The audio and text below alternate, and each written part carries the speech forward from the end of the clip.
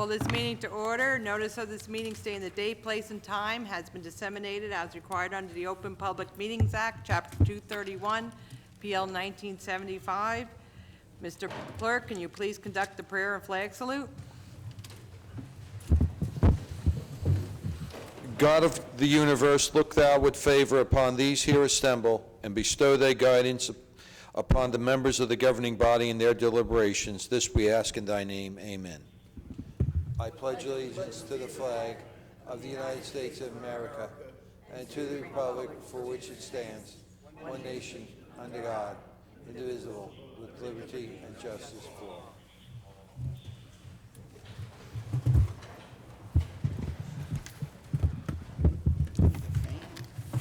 In the event of an emergency, the proper method of exiting the council chambers is through the 3 doors in the rear of the room. Occupants should proceed down the staircase, out the front door, and move away from the area of the front steps. Any member of the public wishing to speak during the public comment session at the end of the meeting, please sign in on the white sheets provided in the front of the room. Please turn off all cell phones or place them on vibrate. If you must take a call, please leave the council chambers to do so. Mr. Clerk, can you please call the roll? Mrs. Ormond? Here. Javik? Here. Brown? Mohammed? Here. Cosby? Present. Roman? Present. Strano? Here. Coates? Here. Medina? Here. Hickey? Here. Mrs. Yamakaitis? Here. Approval of the minutes of the July 16, 2019 public meeting and the minutes of the special meeting of August 1st, 2019. Council President asks for approval of the minutes from July 16th and the special meeting on August 1st. Asks for a second. Second. Mrs. Ormond? Yes. Javik? Yes. Mohammed? Yes. Cosby? Yes to the regular meeting, and I'll abstain on the special meeting. Roman? Yes to the regular meeting, and I will abstain on the special meeting. Strano? Yes. Coates? Yes. Medina? Yes. Hickey? Yes. Mrs. Yamakaitis? Yes. Okay, we're going to have a presentation this evening of the 2020 Census team, and the presentation will be made by Mr. Jose Aguiling, who's a partnership specialist with the U.S. Census Bureau. Mr. Aguiling, will you please come forward?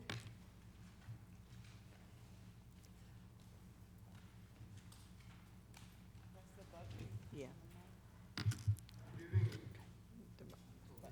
Yeah. There's a button on the mic.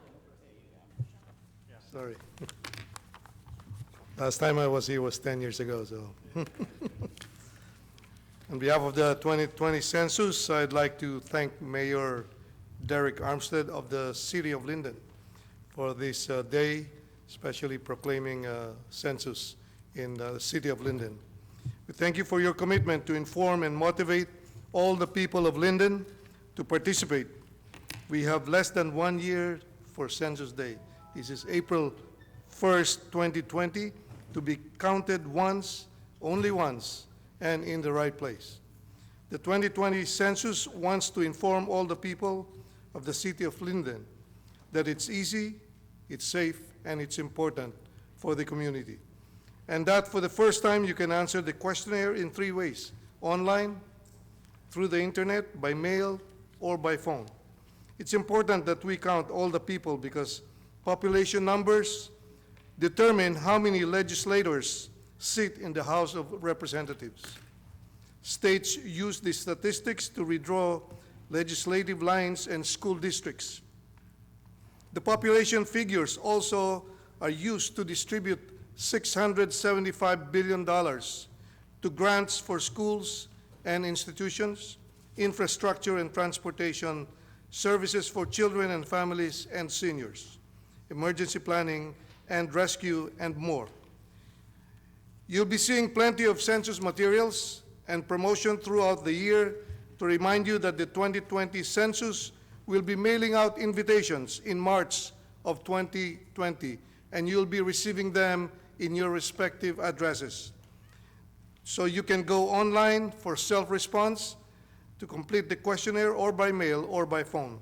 And you'll be hearing of the Complete Count Committee here in Linden that we are forming across the country also, that help in a neighbor-to-neighbor program of informing and motivating every person living in the United States to complete the census. You can shape your future by completing the questionnaire, and your information is safe. We use the latest technology and work with cybersecurity that encrypts your information, especially if you respond online. Your information is protected by Article 13 of the U.S. Code that states that the Census Bureau does not and cannot share confidential information that you submit in your questionnaire. PII, or personal identifiable information, cannot be shared with anyone in the government or with any courts. We collect statistics that are needed to plan for the next 10 years. We need to inform everyone that the Census Bureau only creates and publishes statistical information. We are the largest statistical organization in the United States, and we do about 130 censuses every year. I've been visiting different municipalities in Union County, informing them of the local jobs available for the 2020 census. We have right now available positions in Census, and if you just apply online, it's on census.gov/jobs. We are hiring about 50,000 people just in New Jersey alone, and about 500,000 people all over the U.S. And we continue to hire for local canvassers and field workers. We need those trusted voices of the community. As the partnership specialist for the City of Linden, I am conducting briefings and offering complete count committee trainings to your different groups in the City of Linden for both business and community organizations in order to reach every single person and to inform them of why it's easy, on why it's safe, and why it's important. And I hope soon I'll be conducting complete count committee organization and training for the City of Linden. Again, responding to the 2020 census is responding to your civic duty, and responding will help shape your future, and it starts now, right here in the City of Linden. Again, I'd like to thank everybody for this opportunity to speak about census and talk about its importance to our community. Thank you, and have a good evening. Thank you, sir. Okay, Mayor Armstead? Mr. Aguilar, can you please come back? Mayor Armstead is going to present a resolution from the City of Linden to you.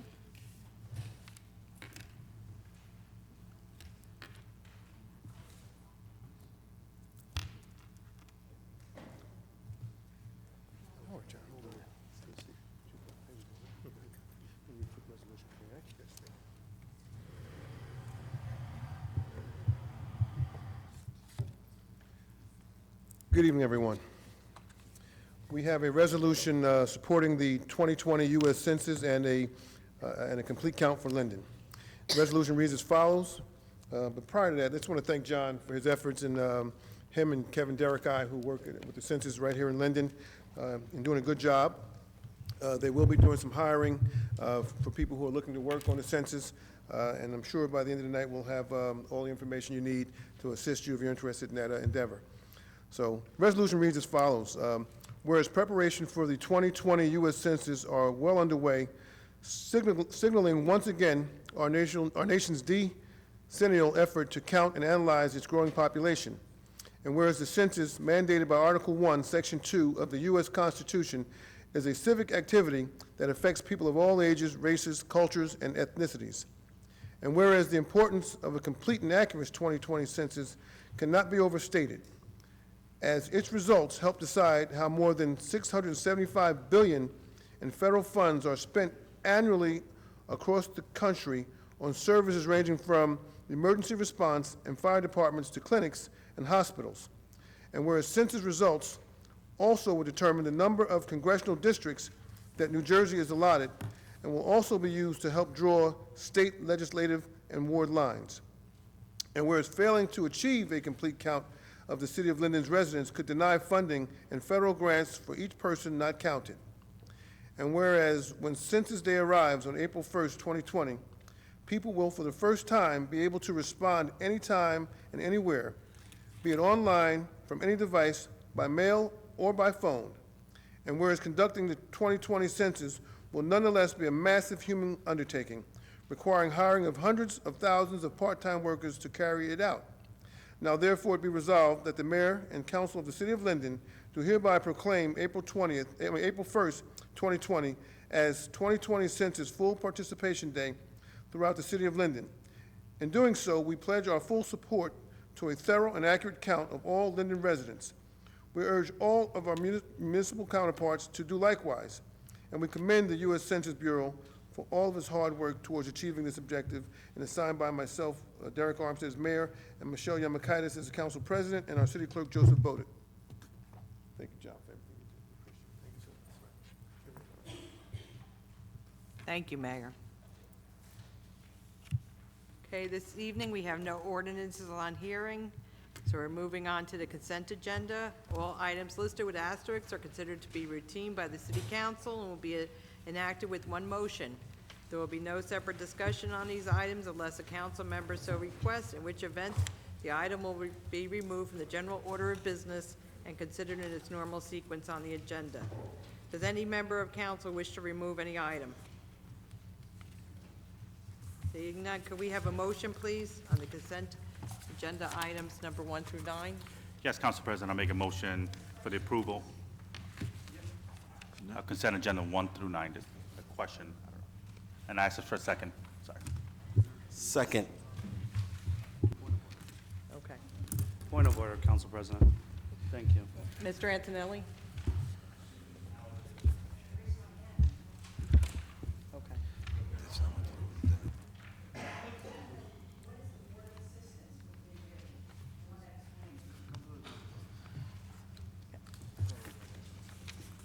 Councilman?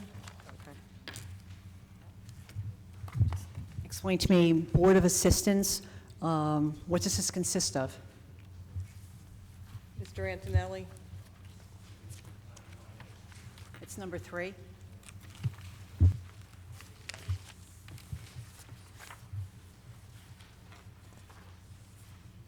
Page 5. Madam President? Yes.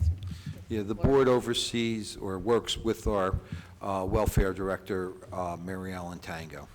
There's a 3-member board, and Speak louder, please. I can't hear you. it's a 3-member board that works with our director of welfare, Mary Ellen Tango. And their remit is whatever she needs help with, or, I don't know. all right, so they work, so it's a separate board working with Mary Ann?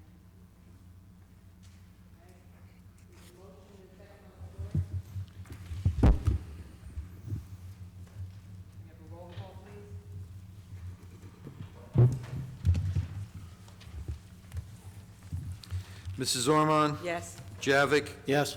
Mohammed? Yes. Cosby? Yes. Roman? Yes. Strano? Yes. Coates? Yes. Medina? Yes. Hickey? Yes. Mrs. Yamakaitis? Yes. Committee reports and comments from members of the governing body. Councilwoman Ormond, we'll start with you this evening. Okay, thank you, Council President. I'm just going to be really brief. It's been a very easy summer. Just like to also state that we have just the last few weeks of summer, and please keep in mind that we do have noise ordinances. One of the largest complaints that I've received from the people in the community are people having summer parties, and they're running a little late past 10. So please just be mindful of the noise ordinance. I'm not telling you that you've got to go retreat inside your house at 10, but please keep it down to a mild roar and be mindful of your neighbors. We're also catching up with the tree trimming and stumps being removed in the ward. We're still a little bit behind, so please be patient. Our dead trees are still a priority because, as you noticed, over the last few storms, some of the trees have come down. So those are going to continue to be high on the priority list, as well as the ones that have dead branches in the middle, because they do come down in our parks and our neighborhood as well.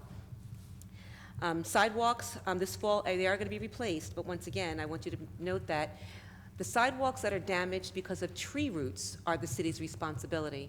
Cosmetic problems and cracking that are not related to roots are at the homeowner's expense and cost, so just please be mindful of that. And then just last but not least, we had some fires in our first ward last month. It was a horrible day, a horrible evening for, our community.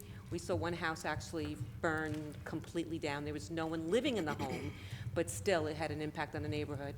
And also, one of our beloved doctors that lives on Wood Avenue, someone I went to school with, his office was set fire as well. Some brush fires, fire at Seoul Middle School, but they did apprehend a suspect. So if you do see someone walking around in your neighborhood, just keep an eye out. You see something strange, don't hesitate to pick up the phone and call. We're one community, we're one Linden. We just all want to be safe, and we want Linden to be a wonderful place. Enjoy the rest of your summer. We have, just like I said, 2 weeks, and just remember, shortly thereafter, school starts, and we have to be mindful of the children that are out there walking. That ends my report. Thank you. Thank you, Councilwoman. Councilman Javik? Yes, Council I President. will also ask you if you would please do the budget and finance report this evening.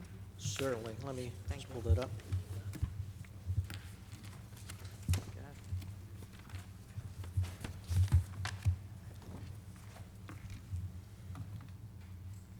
The Budget Review and Finance approval is requested for the following finance actions. The payment of bills totaling $2,258,819.89. Bills have been signed by the Mayor, Council President, and Finance Chairman, and a detailed check register and vouchers are on file in the Clerk's office. We are in receipt of the investments made by the City Treasurer of the month of July at the rate of 2.75%. I move for approval and ask for a second. Second. Mrs. Ormond? Yes. Javik? Yes. Mohammed? Yes. Cosby? No. Roman? Yes. Strano? Yes. Coates? Yes. Medina? Yes. Hickey? Yes. Mrs. Yemekaitis? Yes.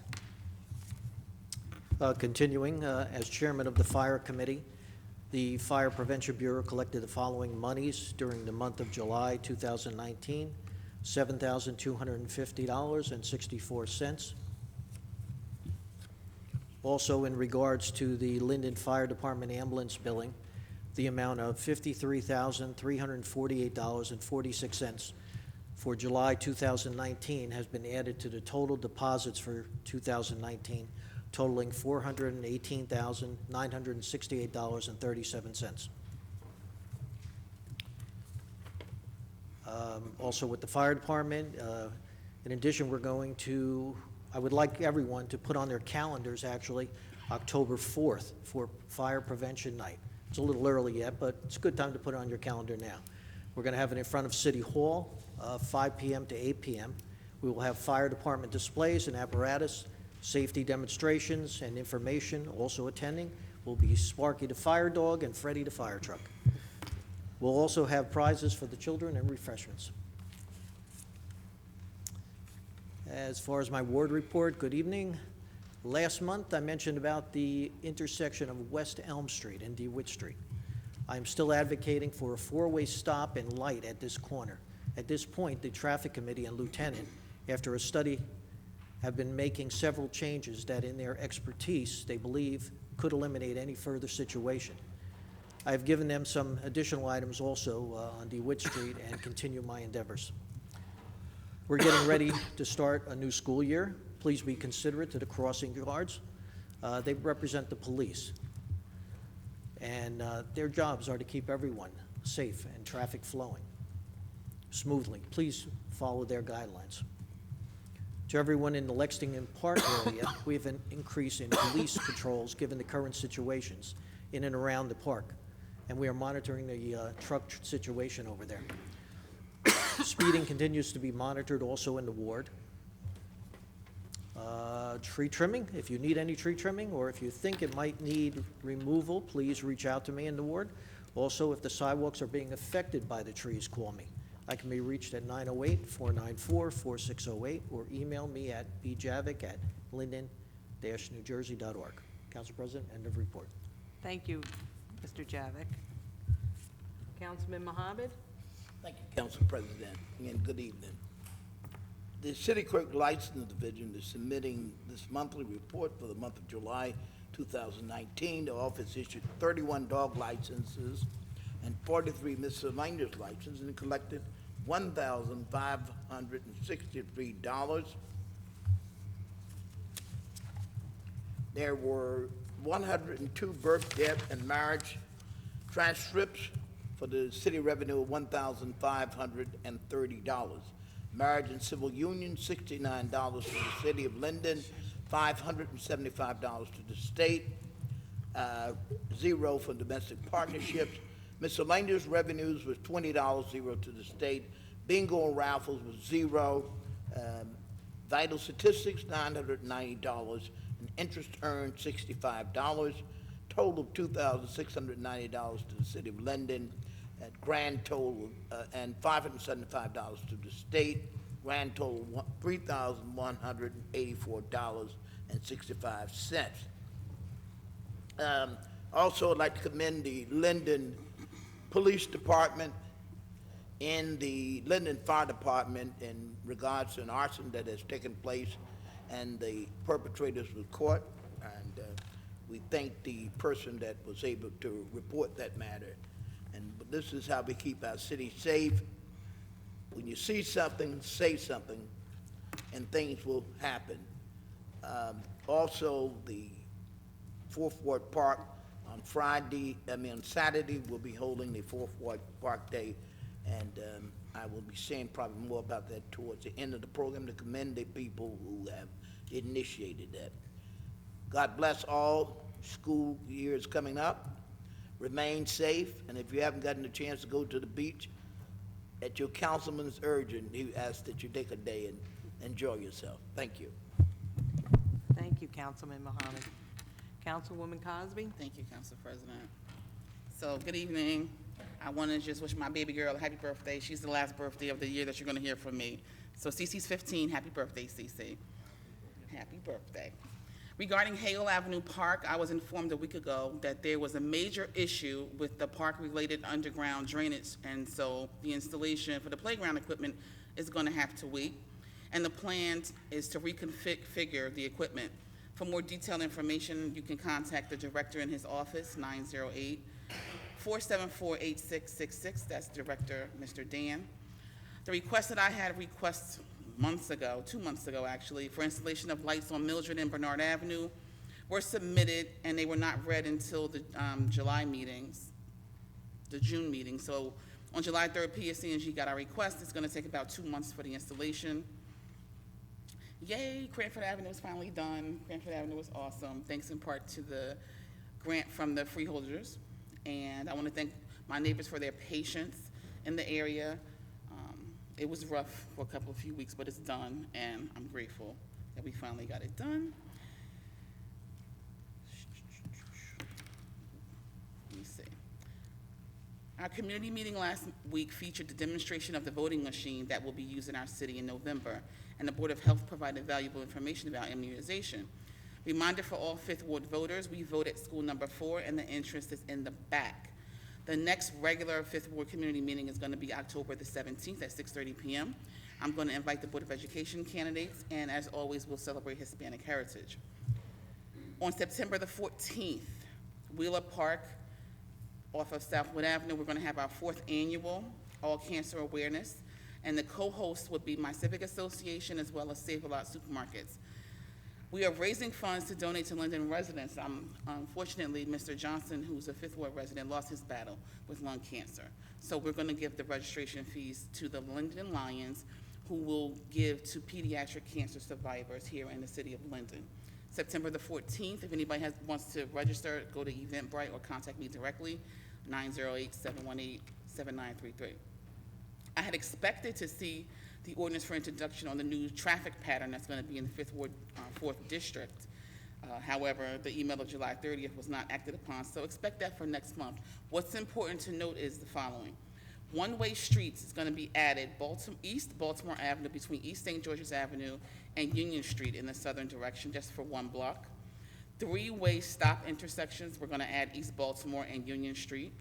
Union Street is also going to be extended to be a 2-way. So it's right now 1-way on a portion of it. Parking prohibited at all times on certain streets. We're going to add Charles Street on both sides between East St. George's Avenue and Union Street, and that's where the new construction is.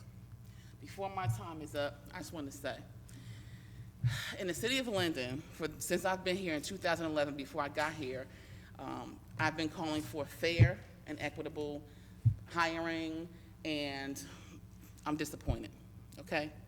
If anybody in this room has ever applied for a city job, stand up. If you know somebody who applied for a city job, never heard back, stand up.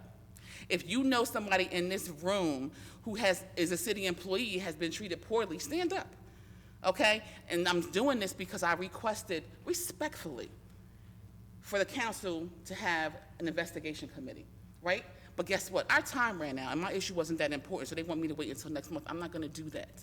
I've been waiting for years, and so have the residents, for real jobs, right? So I'm going to give you a couple of examples, not naming anybody's name, why we need to have an investigation. There was an employee hired at the May Council meeting, but their application wasn't submitted until 25 days after they started working for the city of Linden. That's a problem, okay?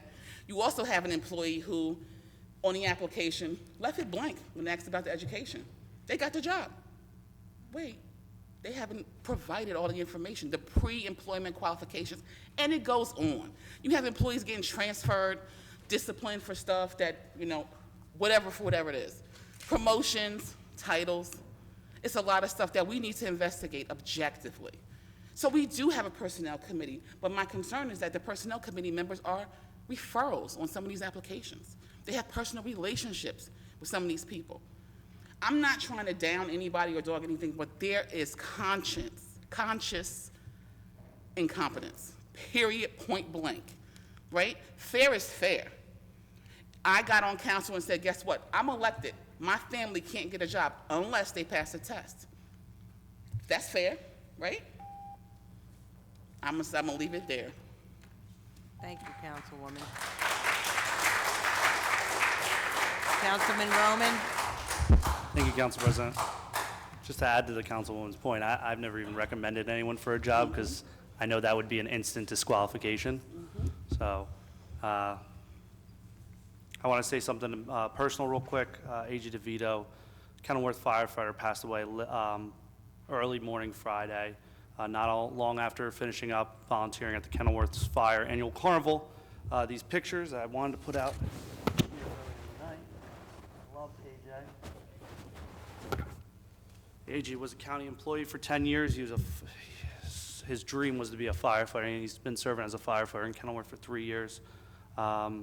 Picture was taken the day he passed away, and I just wanted to offer my heartfelt condolences to the DeVito family, to Sheriff Peter Crivelli, to the great volunteers of Kenilworth Fire, as well as all of his friends and family.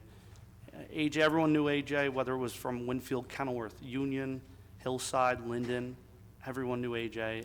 Everyone has their own unique story about AJ, but two things that are consistent with all those stories is his positive outlook and that smile that you're looking at right now. So, AJ, you will be missed and you won't be forgotten.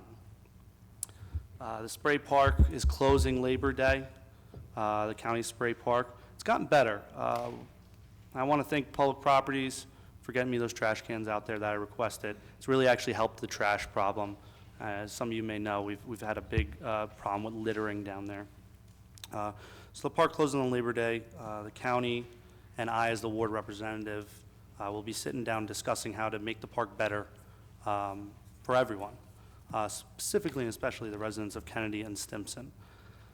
I have not yet ruled out permit parking on Kennedy. Actually, I think it's needed on Kennedy Drive. However, I think a small charge, which is going to curb some of the problems we have down there, and a possible expansion in the parking lot there could do the trick. But nothing's set in stone, and thankfully we have all fall and winter to implement a plan that's beneficial to everyone. But my loyalty lies with those residents. I'm their voice, and I will be fighting for them the entire way. 12th Street flooding. We lost a few cars on East 12th Street last month. I just want the residents to know there, not that they don't because I'm in their face all the time about it, but DPW is going to clean the sewers out over there, and if that doesn't work, we're going to actually study the sewer lines to see how they can be approved. East Morris Avenue, paving, the issue with the paving is going to be fixed this month. I'm doing a second annual six-word garage sale. That is the weekend of September 21st, 22nd. The resolution will be passed after the reports are done. You don't need to pay a fee. So if you want to sign up and put your name on the map, please contact me. And also, same day, September 21st or 22nd, I'm going to do the second annual six-ward cleanup. Rescheduled it from when it rained earlier this year. I might actually try to concentrate on the Wheeler Park area in order to improve that area and do something substantial over there to clean the area up. So I need volunteers, I need help, I need resources, and I'll be looking for you guys for help on that. Linden Cultural and Heritage, September 28th, Saturday, 11 a.m. to 8 p.m. I will mention that again next month because I'm short on time.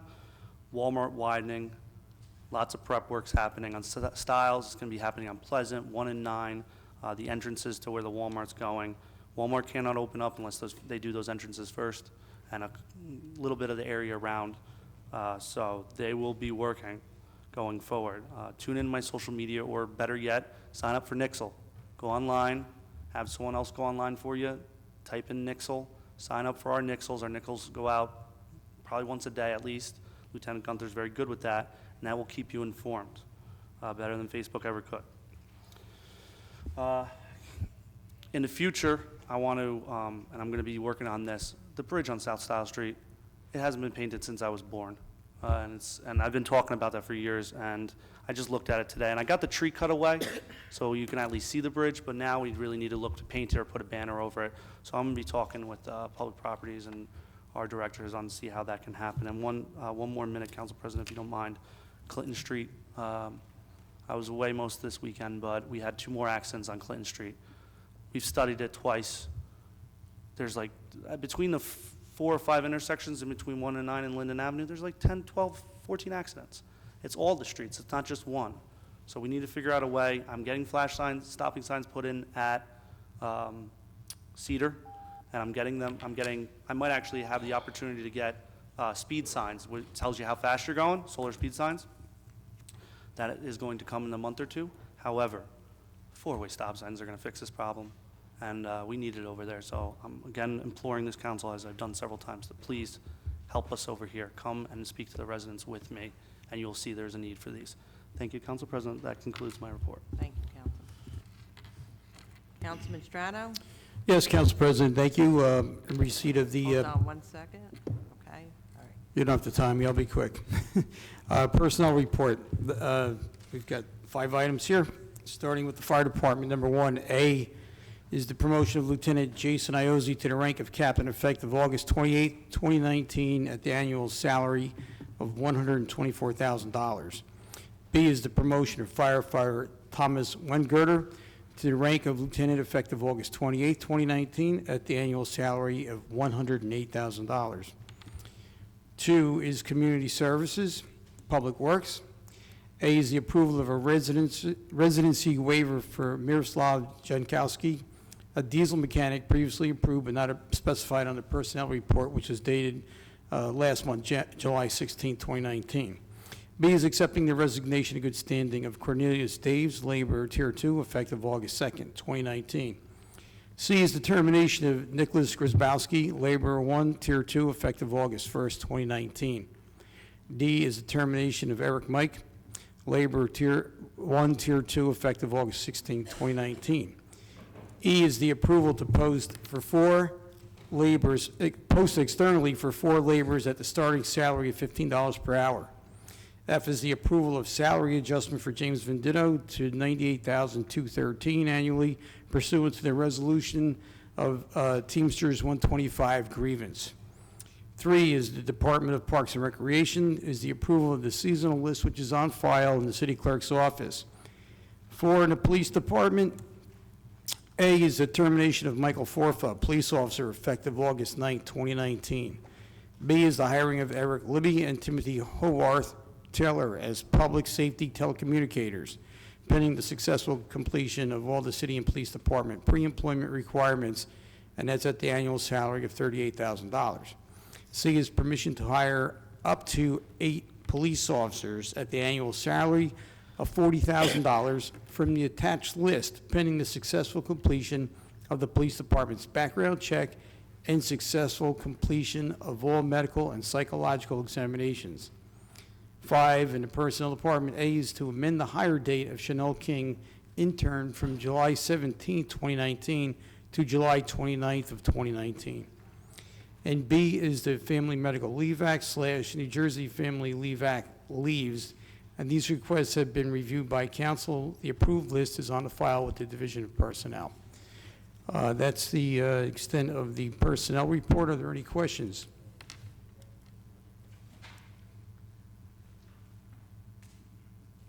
Okay, Mrs. Malik?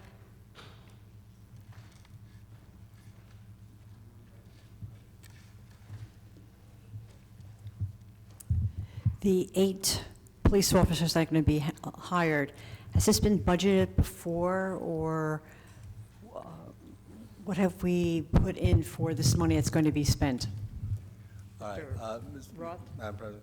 Yes, the money has been budgeted. It is not, unfortunately, not going to be 8. We're down to 2. I couldn't hear you. What was that?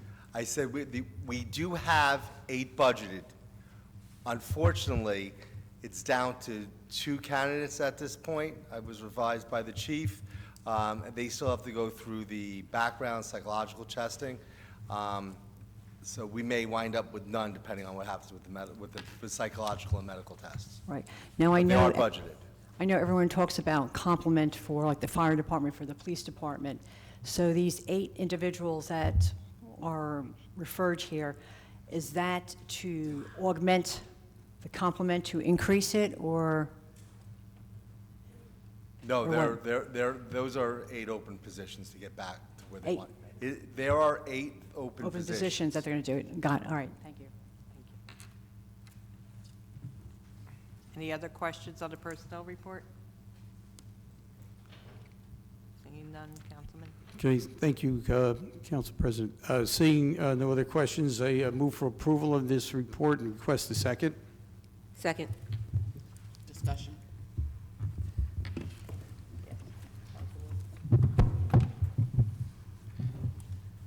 I'm not going to single anybody out, but we are allowed to have discussion before we vote on any resolution. This is a resolution. I want some of the residents, go back, get online, get some history on these personnel reports, see how many non-city residents have been hired. Just do that for your own edification. And then remember what I said about fair hiring and needing investigations. That's all I had to discuss. Council President. Councilman Roman? Thank you. Not that I disagree with Councilman Cosby, I just want to point out that, to my understanding, a diesel mechanic is not an easy thing for us to find in the city. And with the certs and everything and the amount we were paying, the waiver is needed because I don't think there's a lot of qualified residents in the city of Linden, specifically for this case. Just wanted to clear that up. Sorry, thank you. Council President, might I make my comments? These positions are advertised citywide, countywide, and then contingent counties to Union County. And we were lucky to get 2 or 3 candidates that were even considerable for the position. That's why we're at the point right now where we have to go to waivers for outside, for people who qualify but do not live within the city. I take umbrage to the fact that people think that we're doing things unfairly, but that will be proved out in the future, so I'm not concerned about it. Okay. Any other? Council President, may I? Can I Yes, make Mayor. a comment? Now, this whole notion that there's some unfairness going on here with regards to hiring, it's just awfully disturbing. I sat here for a number of years, and I dealt with unfairness and not being able to hire and not being able to put people who we felt were qualified on from all the communities in this town. And now that there's been a shift in what we say the power structure in this town, and others are being considered now. All of a sudden, everybody wants to jump up and cry foul. Okay? So yes, if you have put an application in and you feel like you're unjustly overlooked, please call my office. We'll see to it that we can address it, because we have been addressing it in a way that has never been addressed in this city before. The notion that, that there's some unfairness going on, there was unfairness going on. And when others were in charge, specifically, people who the Fifth Ward councilman has associated herself with, I say this, this is the pot calling the kettle metal, okay? Mayor. This has been some unfairness that has existed for a very long time, and it's been changed, and we're trying to address it in a very fair way. When you put your applications in, if you're qualified, we are going to take a good look, hard look at you and try to make sure that you get every consideration. And now, I know some of you may not feel that is so, but I will tell you that there has been a change. And if you feel it's not a change, I see you shaking your head in the back, ma'am, you can feel free to call my office. Come visit me tomorrow. I'll be in the office all day tomorrow, and we can certainly discuss it, okay? Thank you. The notion that we're hiring outsiders is also a fallacy. Again, we try to hire within our town, and if we cannot find a qualified person, such as a diesel mechanic, which is very difficult to find, and God knows we tried awfully hard to find a diesel mechanic, and we just couldn't. We did have to go outside, and we have to issue a waiver. So that does happen from time to time. Councilman Mohammed? Some people are going to find unfairness everywhere. But I will say this, we have an excellent personnel committee, and any concerns any council member may have, that's the appropriate place to bring them. And we all have our eyes on seeing that this city is fair. And I don't even like the implication that people are unfair. I've never impugned anybody's reputation. I just don't think it's a good idea. I think we have a poisonous atmosphere when people try to imply there's something underhand. This country needs integrity. Councilman, let's just stick to the report. Yeah, I'm just only the personnel because I'm saying that my reference was. Excuse me, no comments from the... The reference was that the personnel committee is fair, and I wanted to reference that. Thank you, Council President. Sir, you already had a chance to speak. I want to have a comment too, please, if I may. Mr. Antonelli? It's up to you, Council Are President. we allowed to, Discussion. according to Robert's rules? We had members that already had an opportunity to speak. I say we have an investigation. Okay, excuse me, through the chair, please. Is any other members of the, yes? Hey, I was just speaking with the tax collector. According to your own rules, Section 6 of the bylaws, that deals with the personnel report, no comments are to be entertained by members of council at the city council meeting.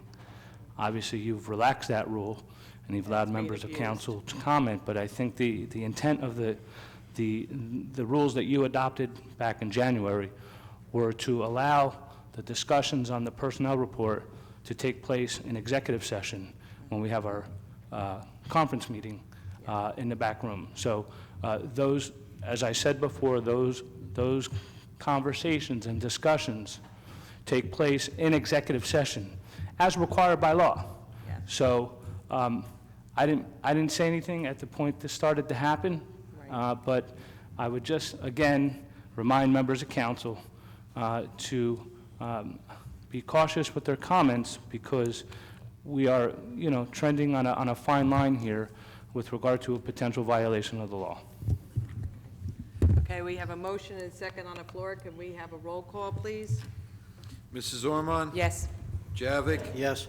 Mohammed? Yes. Cosby? Abstain. Roman? Yes. Strano? Yes. Coates? Yes. Medina? Yes. Hickey? Yes. Mrs. Yemakaitis? Yes.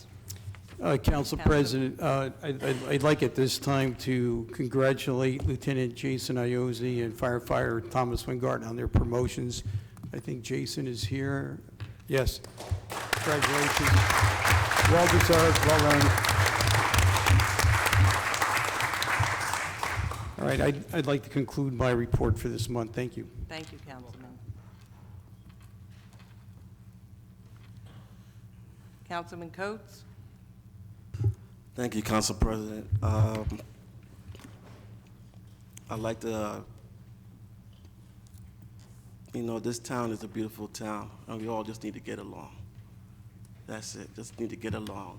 I'd like to thank Ms. Tango for doing a great job with the city services. I heard a lot of good things about you, and Linden really needs you. Cranford Avenue is paved. The 5th Ward and the 8th Ward should be pleased.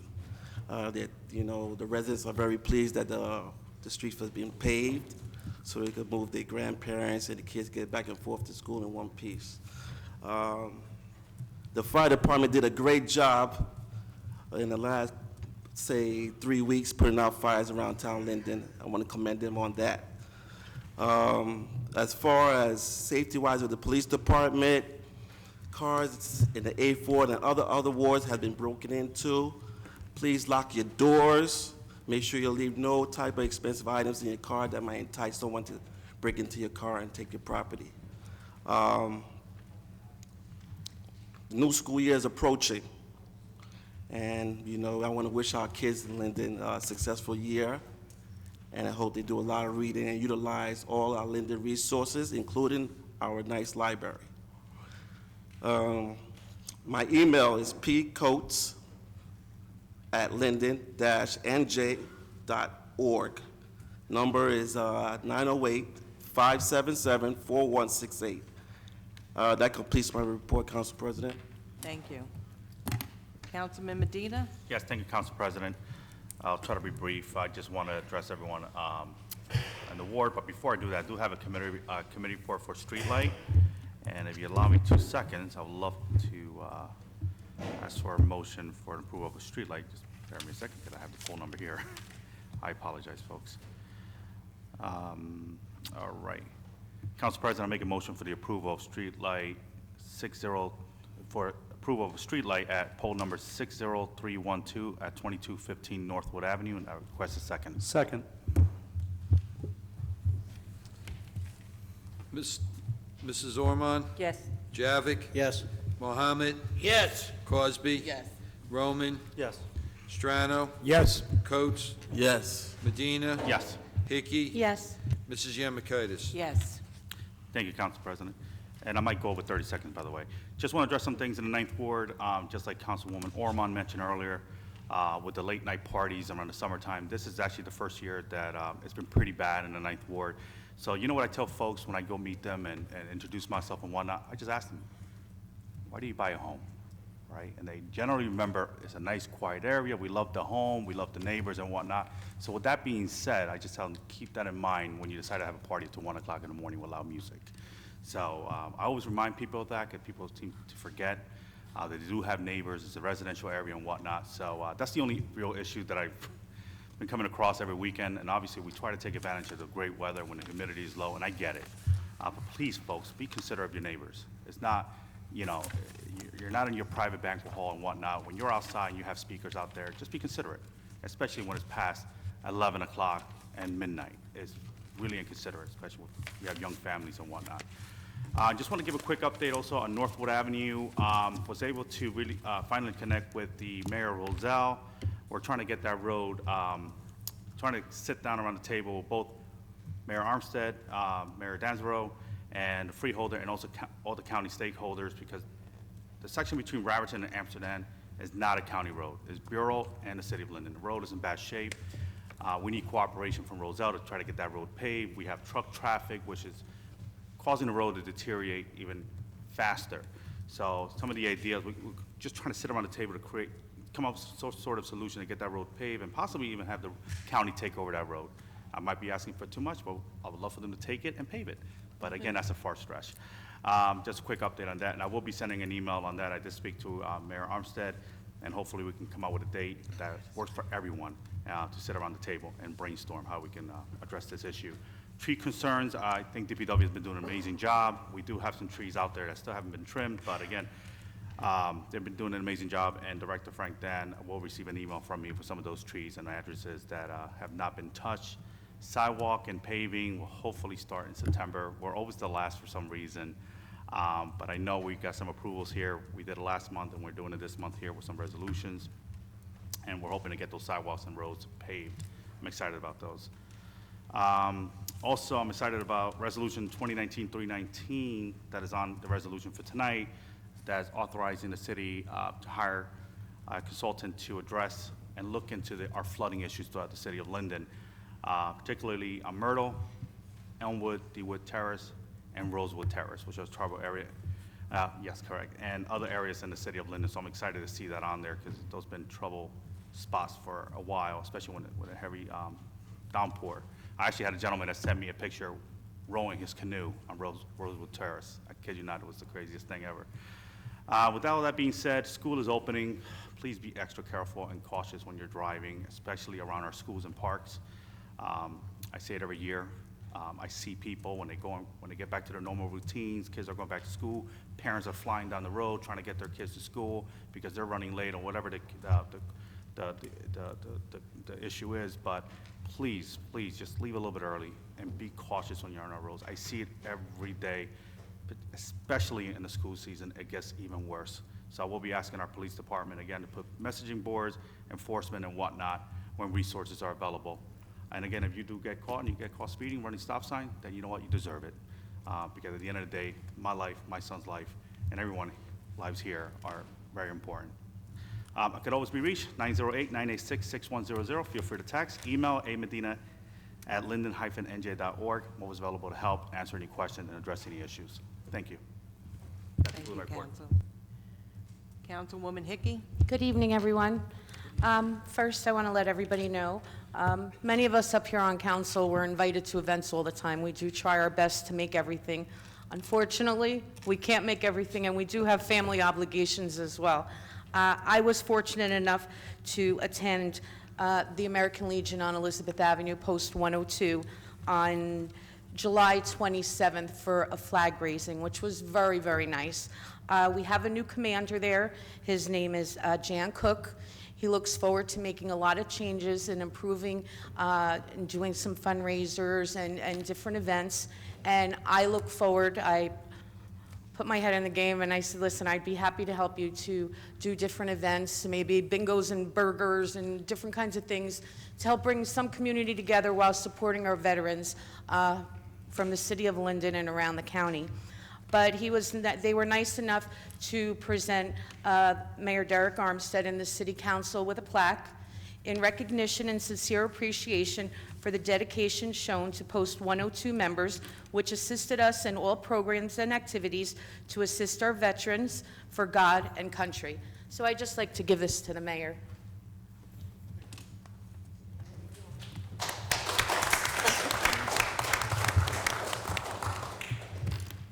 Next, I've been on the fire committee for a couple of years. I'm very excited about the promotions tonight. James Iozzi, exceptional fireman, well-deserved promotion.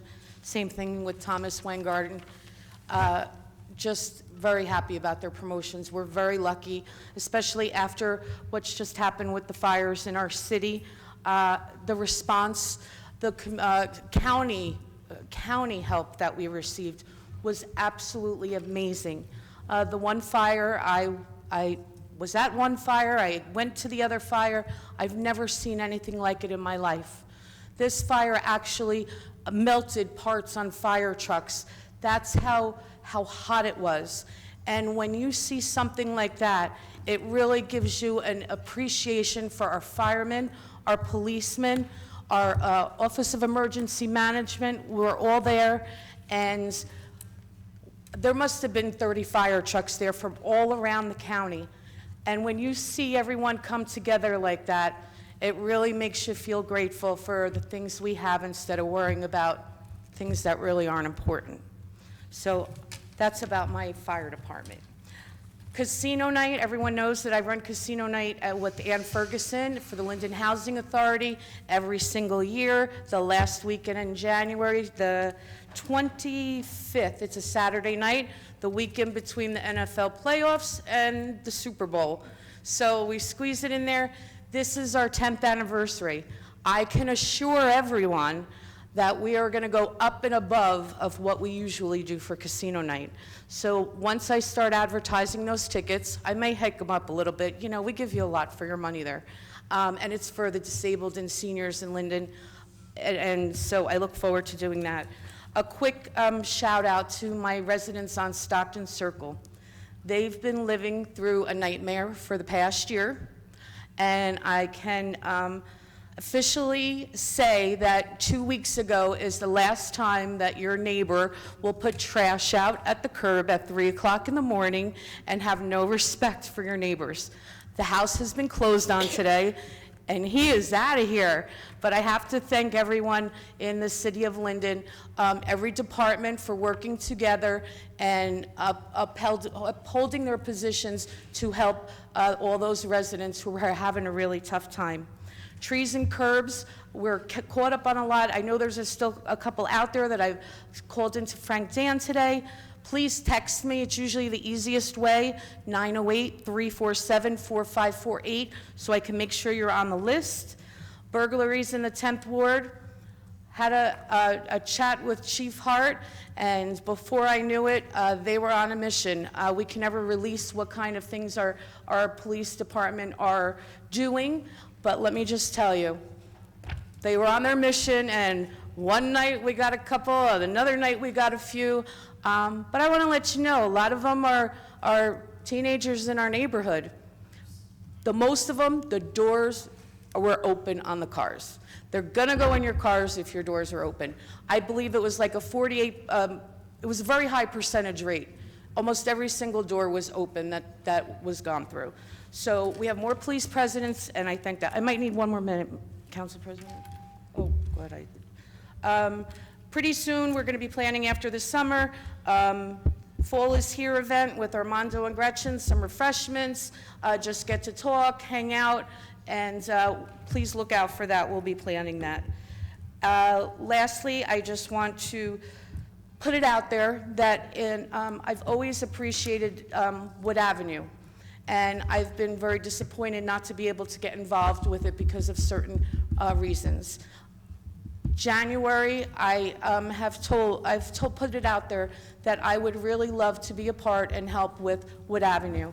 I know I have the ability to help get things done. We have great residents who I listen to monthly. Ed Kaminsky, I'm going to give you a call out. And I want this council to know that starting in January, I would really look forward to working with all of them and doing a great job to get us back on track on Wood Avenue. I believe together we can get things done. We have some great people on SID, and I believe they've been held back, and it's time to take action. We love Linden, and we need to get things done, and we need a beautiful downtown area to be proud of, and not just one time of year with a couple flags up. We need something to be proud of every day as residents walk to that train station. And lastly, everybody enjoy the rest of your summer. Happy Labor Day, and thank you for really all being here tonight. Have a good night. Thank you, Councilwoman. Mayor Armstead? Good evening, everyone. First, can you beg my indulgence? I have a report that I have to give for the chief as well, so it may be a little lengthy. First and foremost, I'd like to announce that a few days ago I received a market activity report from a local realtor, and I was informed through this report that over the last 24 months, the estimated value of homes in Linden has gone up about 16%. And the actual sales price has gone up over 10% for many homes in Linden. As a homeowner and a resident, I'm happy to announce, and I'm very proud that the city of Linden property values have been increasing in value, and that your investment is a good investment. Moving along, later on this evening, you look at our resolutions, you'll see something on the agenda, Resolution 2019-305. It will deal with the LCP, that's the Linden Chlorine property. This is a 26-acre property in Trimley Point that has been abandoned for about 25 years. It's the only Superfund site in the city and potentially the largest Superfund site in the county. My administration inherited this property, and over the last couple of months, we've been working very hard to get this property back on the tax rolls, and I think we're going to have some luck in doing so. I want to thank my economic development person, Alex Laspinoso, and all his hard work in trying to bring this to fruition. Also, Resolution 2019-306. This is 2525 Brunswick Avenue. This is an old property that a portion of it has an old mattress factory on it. We now have a developer who would like to build a 500,000 square foot warehouse, which will bring the potential for increase in taxes for that property. Many of you know Hans Hansberg, and Hans comes to the mic almost every council meeting, and he has a lot to say. But I want to congratulate him this evening because he's being appointed to the Environmental Commission.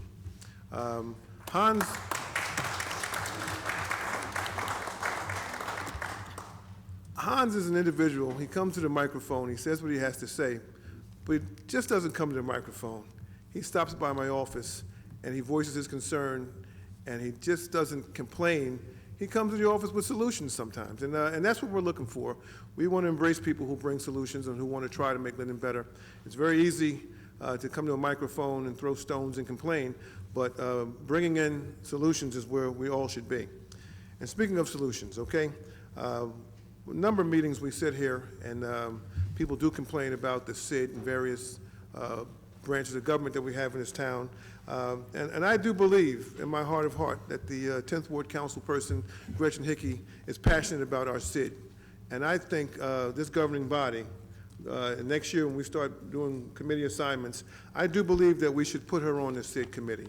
I do think that she offers, she has, I'm running a little fever tonight, no? No, I'm just kidding. No, I do believe that, her intentions are honorable, and that she does want to make the SID a better organization. And when people really sincerely want to do a good job, I think they should be given an opportunity to do a good job, and that's the case here. And sometimes we have to put our little political differences aside so that we can move the city forward.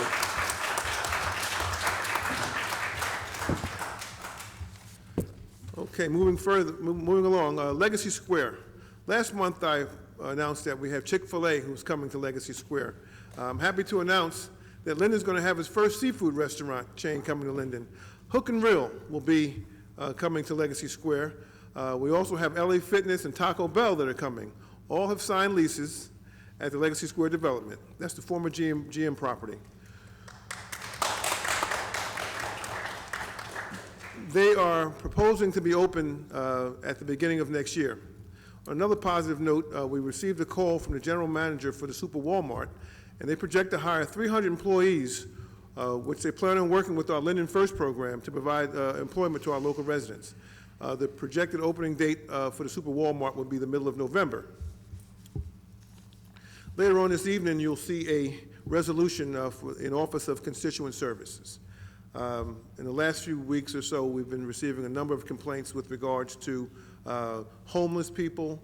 And at one point during the last campaign, there were some things that were said with regards to certain aspects of our community not being addressed. So I think that it's time for us to move into the 2020 and update how we do things in Linden, change how we do things in Linden. And one such office will be the Office of Constituent Services. We will attempt to have a branch that will address senior citizens, a branch that will address homeless and disabled, another branch to address the diversity in this community. And we don't want anybody to come into our town and think that they're not welcome, and that there's, for some reason, because of who they are, where they come from, that we're not going to extend a handout and try to help them succeed in our town, because the town is certainly big enough for everybody to succeed. Okay. Also like to announce the mayor's annual Backpack to School, which is Monday, the 26th of August, from 5:30 to 8 p.m. We will be giving out free backpacks and supplies to anyone from kindergarten to 12th grade, both public and private schools. The event will take place at the Promenade on Wood Avenue, and the check-in will be behind CVS. You must show proof of residency.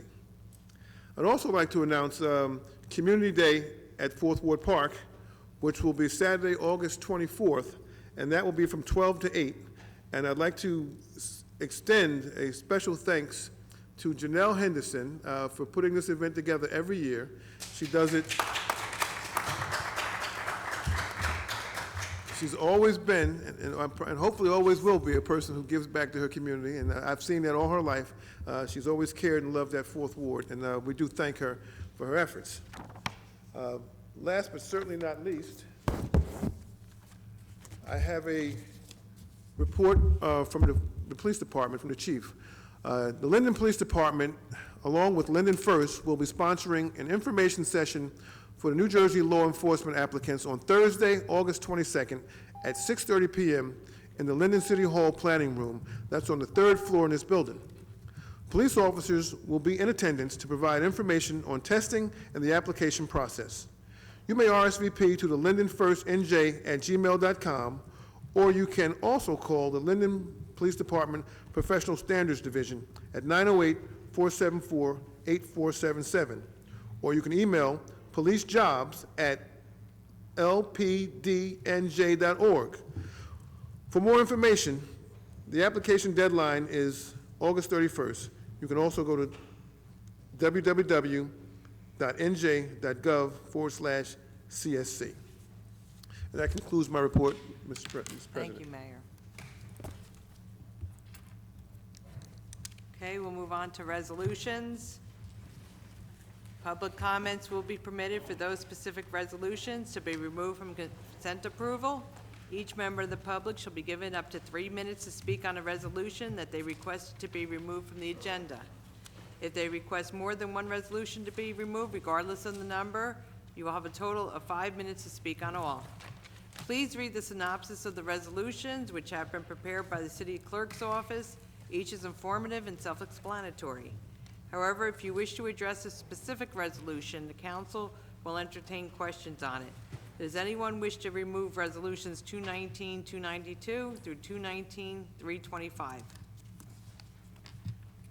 Okay, Ms. Wilverding? Okay. Okay, Mr. Herberg?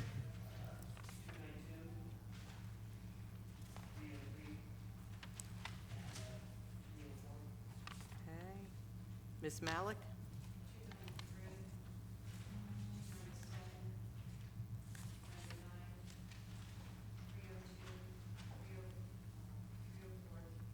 $304, you said?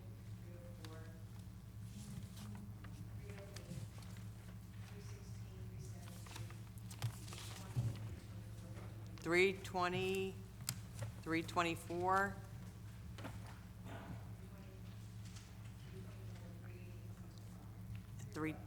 325? Okay. Mr. Halloran? 294, 295, 301, and 309. Okay. Mr. Kaminsky? 302, 304, and 323. What? 323. Okay. And sir, can I have your name? Robert Kingsley. Kingsley. Okay. And what resolution? 302. Okay. Anyone else? Yes, sir. Can I have your name, please? 302, Adam Williams. What is it? Adam Williams. Adam. 302, Tom Adams. Okay. And there's additional? Tom Adams. Okay. Anyone else?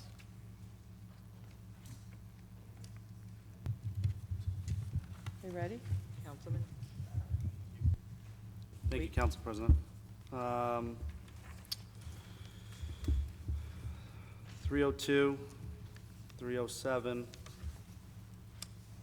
316, 323, and sorry to reverse, 292. Okay. Anyone else? Okay, seeing Council none. people? Okay, can we have a motion on the rest of the resolutions, please?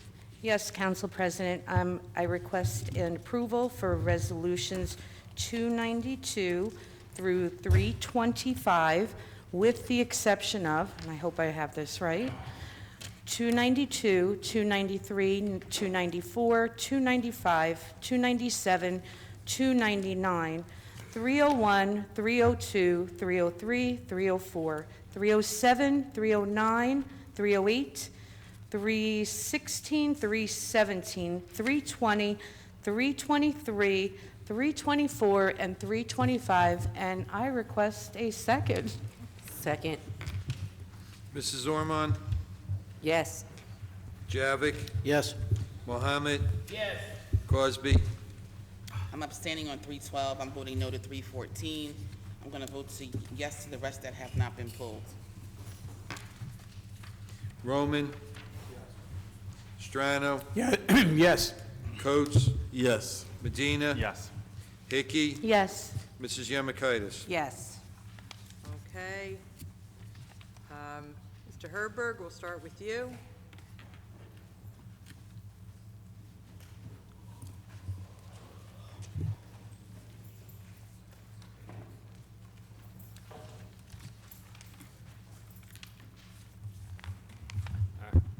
I'll leave this alone. You could try. Thank you.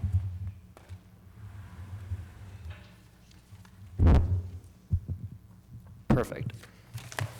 All right, Hans Herberg, 1501 West Wover Road. For 292, it says certifying resolution, certifying the governing body's review of the annual audit. The question is, how much is the audit are we looking at? Because it doesn't show any numbers. I don't know if anybody can help me clarify on this one.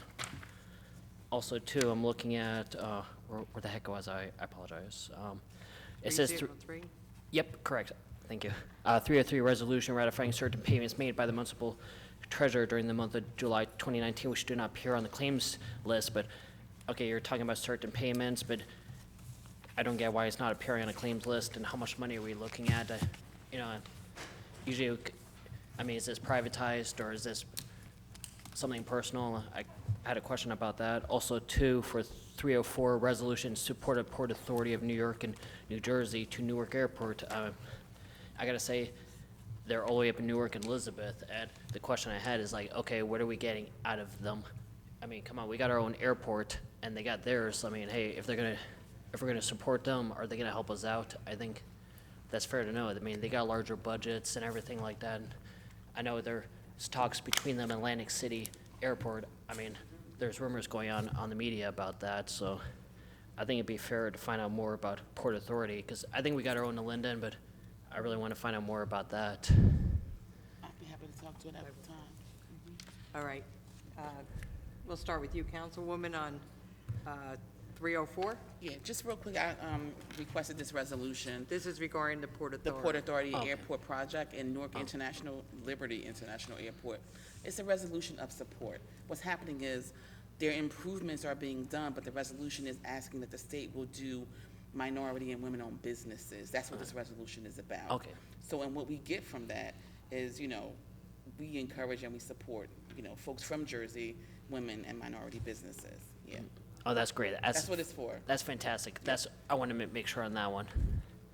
Okay. And also, too, wanted to answer about number 303 and Okay. also Ms. 292. Stacy Karen, Resolution 292, would you be able to answer that, please?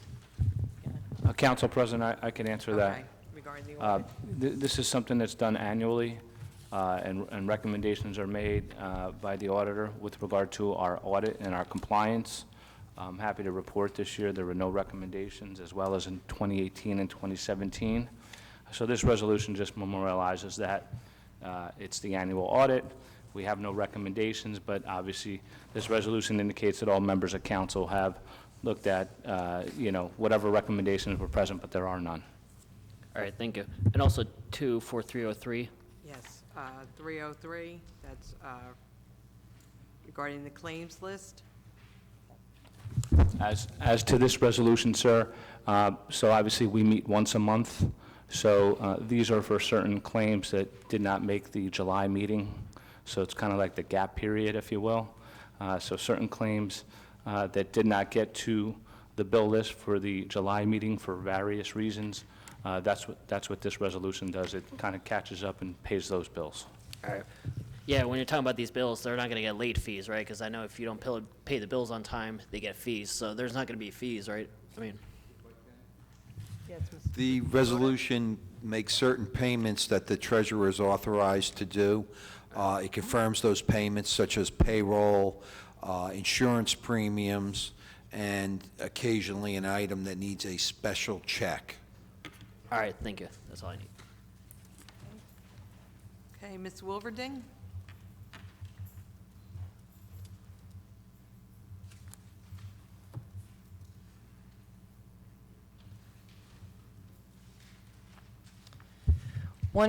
East Morse Avenue. There's a moratorium on the applications for the Federal Airport Improvement Grant Funds. I don't understand why that, we wouldn't be applying for grant funds. And 316, is that just they're going to keep the street closed a little bit longer because right now because they have the barrier up, so they need more time until the 31st? Mr. Antonelli? Should I answer both Yes. resolutions? Okay. I'll actually answer the easier one first. Yes, so the second resolution extends the closure of the street until December 31st. The developer had asked for some additional time in regards to their construction, so that resolution, if approved, would extend the street closure till December 31st. As to the first resolution, as you know, we have an airport here in the city of Linden. And the FAA provides grants from time to time to make improvements to the airport. We have received grants in the past.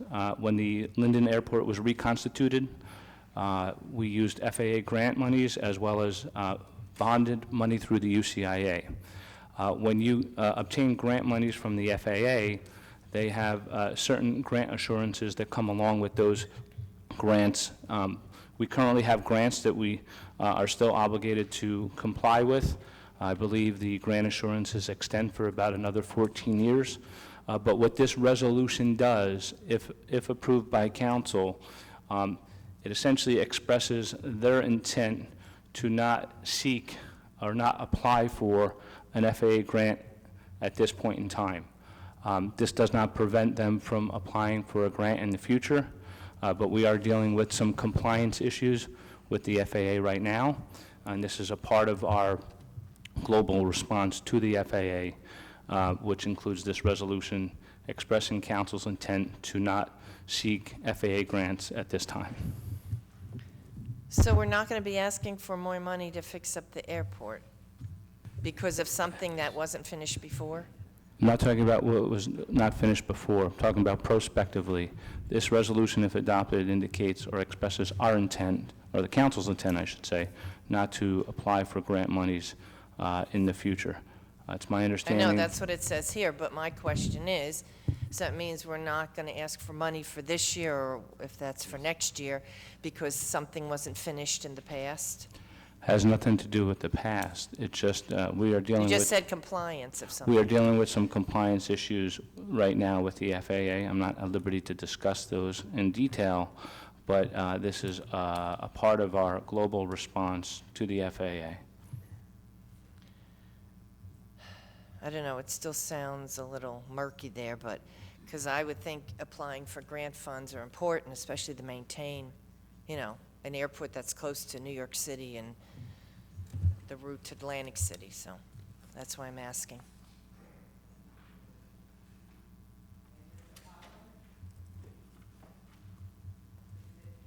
Please state your name and address. Sure. Craig Halloran, 120 Donaldson Place. 294, I thought we composted our own grass in the city. I don't know. I know Frank Dan isn't here, so I may not get a answer to that, because that seems like a lot of money to get rid of grass. 295, they're asking for $46,000 for repairs on a front-end loader. What does a front-end loader cost these days? I don't know. That's, again, another question that Frank Dan may be better suited to answer. It seems like a lot of money. Why don't they just buy a new one?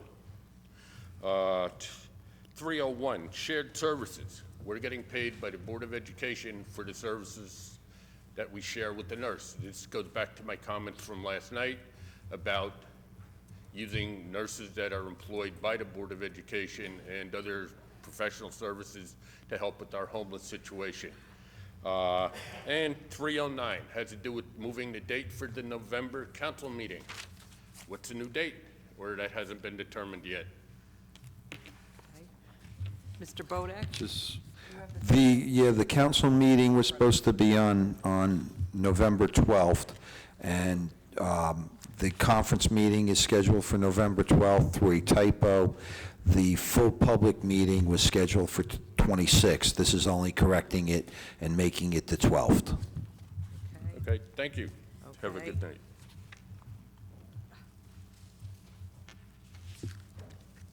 Okay, I apologize, Mr. Dan is not here, but I will... If I could. Okay, Point of order, Council President. I can answer those questions. Okay. For Chair, Mr. Ma- Chair. Okay. Oh, Mr. Pantina? Oh, I'll refer to him. Yes. I can answer the first two. Okay. So, the grass clippings, we went out to bid, and that was the lowest quote. That's what it was. It was $39,000. Okay.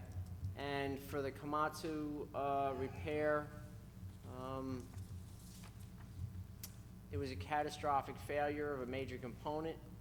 It happens with heavy-duty equipment, and for that specific brand equipment, there was only one vendor, and the repaired loader is worth a lot more than $46,000, so that's why they decided to repair it. Good? Okay, Mr. Halloran, as far as the shared service with the Board of Education, this is something routine we do each year. If you have any further questions on that, I can have Ms. Koblis give you a call, if you'd like. Just give me your number after the meeting, please. I have her reach out to you, okay? Thank you. Okay, Ms. Malik?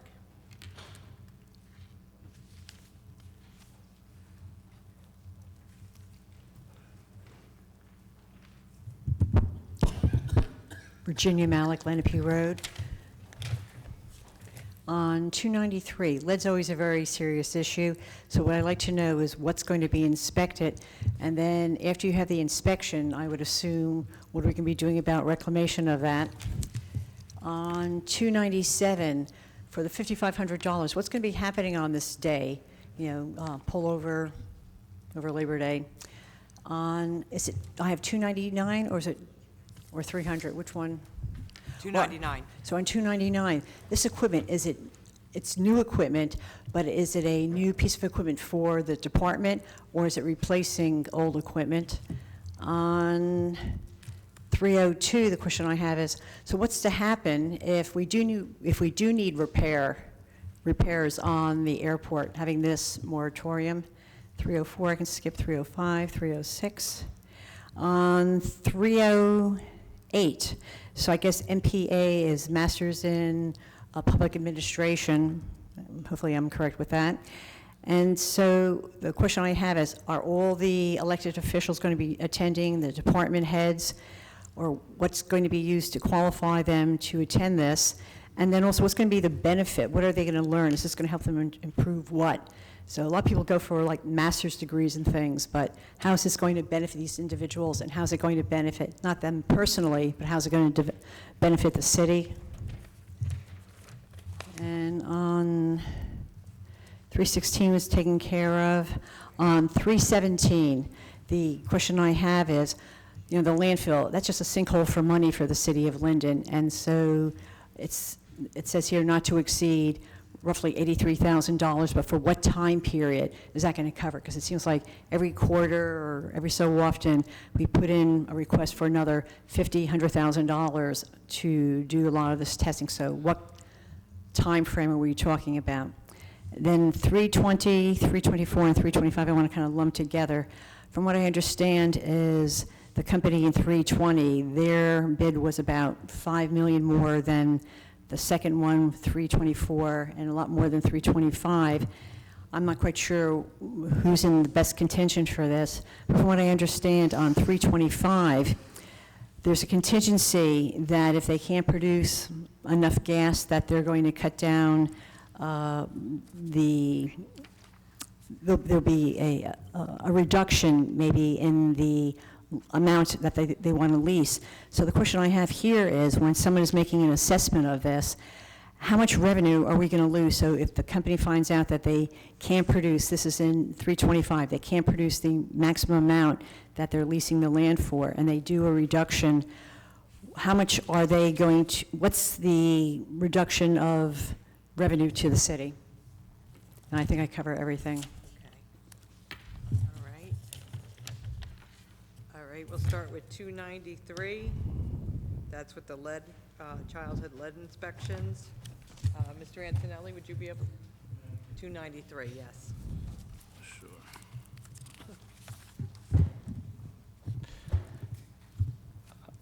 This is a resolution. Whenever we receive additional monies after the budget is adopted, we have to adopt a resolution expressly allowing us to insert it into the budget.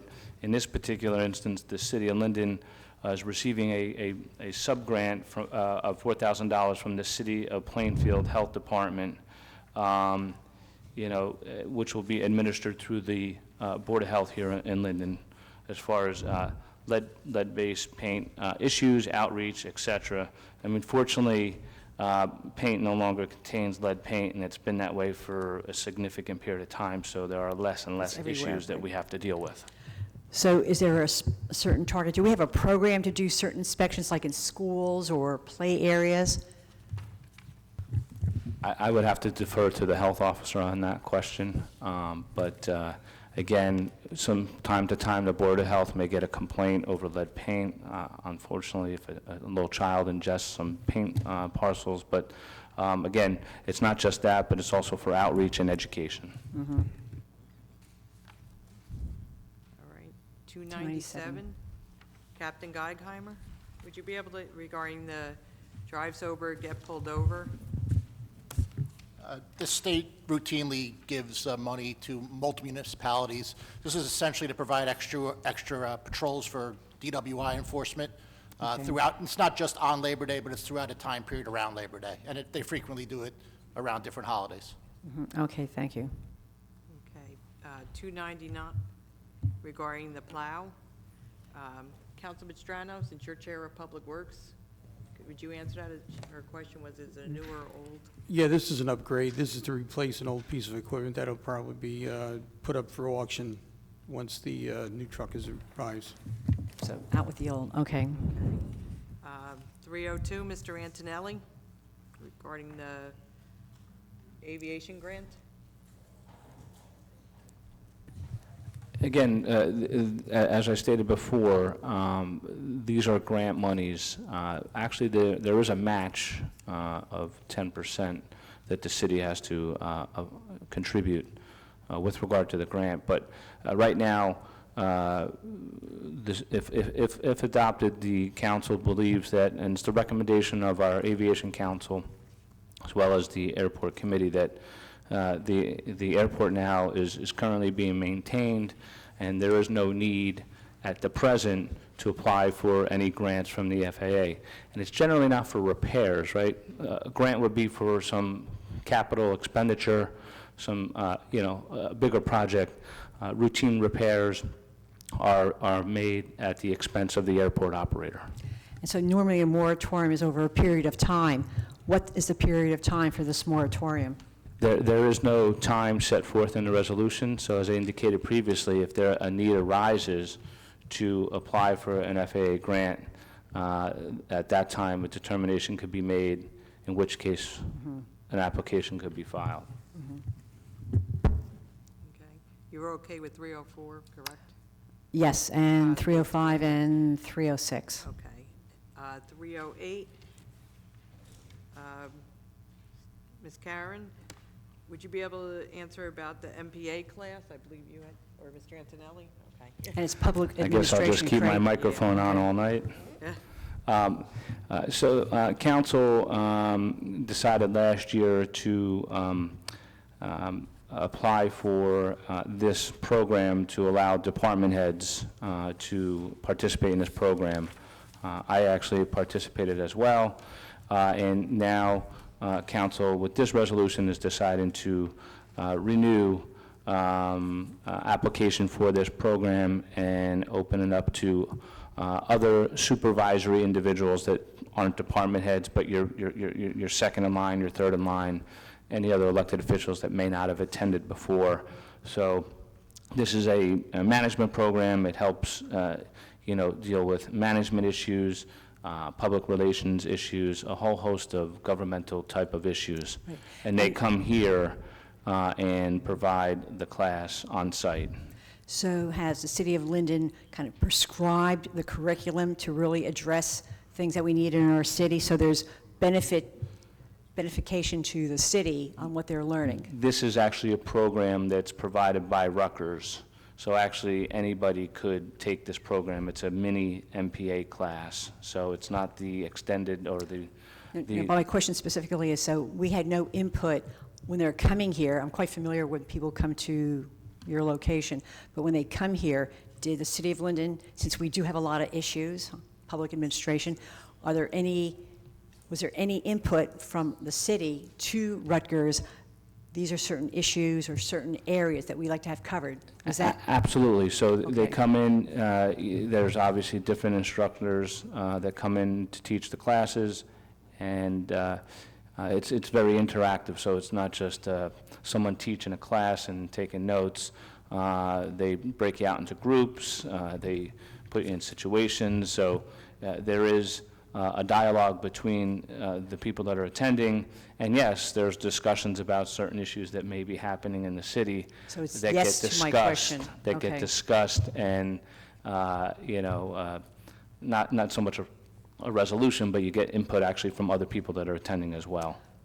Right, and as I said, the last line question that I had is that it is all going to benefit, people can take degrees and it'll just benefit them personally. I just want to make sure that they're going to this, it's going to help resolve issues in the future with them managing problems. So the answer to that is yes, correct?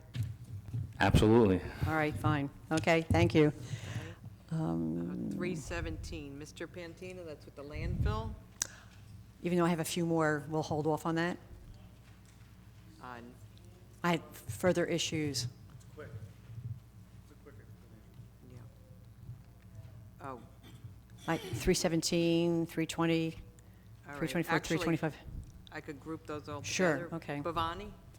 Oh, she's our counsel for the landfill. Would you please come up? I can speak to the solar project. Yes. Not CME's contract. The solar project on the landfill it's not an ordinary lease because it's a complicated construction project, essentially. The vendors are not going to understand all aspects of the project. There will be contingencies. All the vendors had contingencies on this bid because certain things will not be known until they actually get on site. They start working with PAC&G, they start working with BPU. Vendors had contingencies on schedule, they had contingencies on system size, they had contingencies on SRECs, because this is a complicated project with various factors. And so we expect these kinds of contingencies to be built in.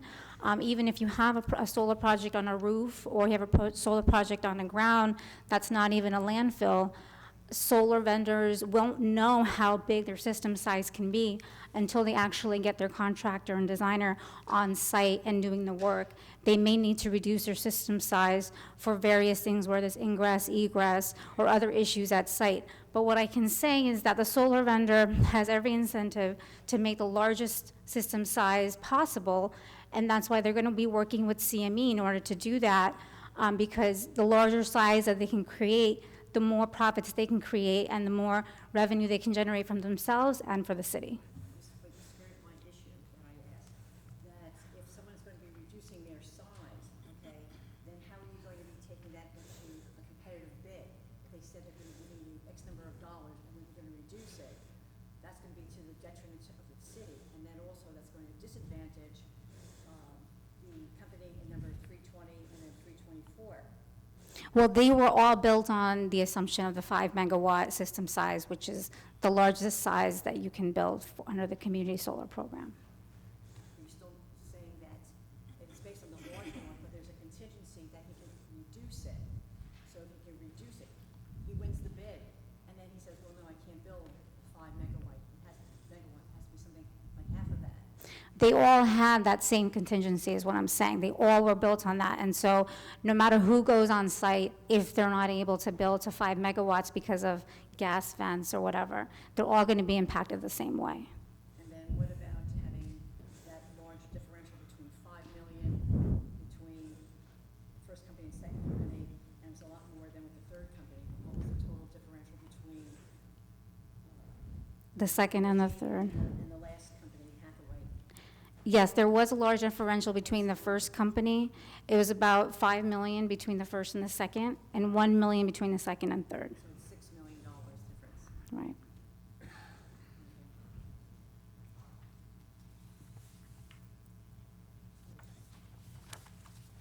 Okay, Ms. Malik, the CME contract on 317? Yes.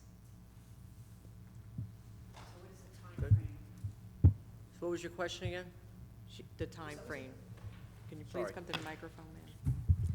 This landfill is a sinkhole for money, and so there's always more and more money is being asked. So I had said for $82,000, let's say $83,000, what's a time frame that money is going to be spent in? Because this is only August. I can come back in October, and sure enough, they're going to be asking for maybe $50,000 or $100,000. So this money is for what time frame in which they're going to be, this money's going to be paid out? Okay, so, this is for for some maintenance at the landfill.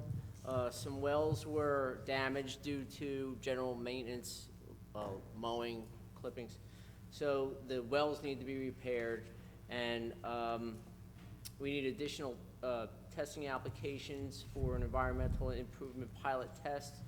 So that application needs to be filled out, and also a pilot test. And, the general issues up there is that lately the landfill hasn't been producing enough of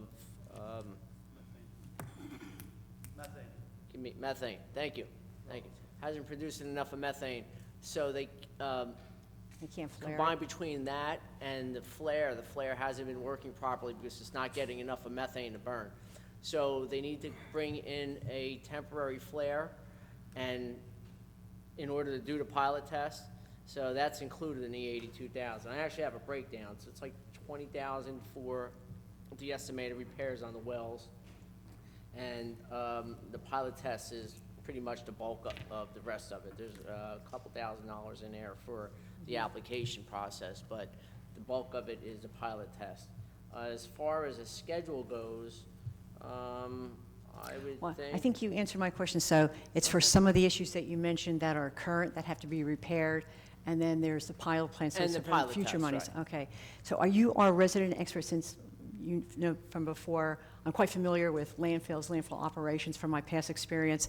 Are you our resident experts? If I ever wanted to chat with you about what's happening on the landfill, are you the person to talk to? Well, I'm the city engineer, so you can talk to me on any matter, and I have consultants that do our work, and they're the professionals that we pay. So in this case, I would talk to CME, Okay. sitting right there.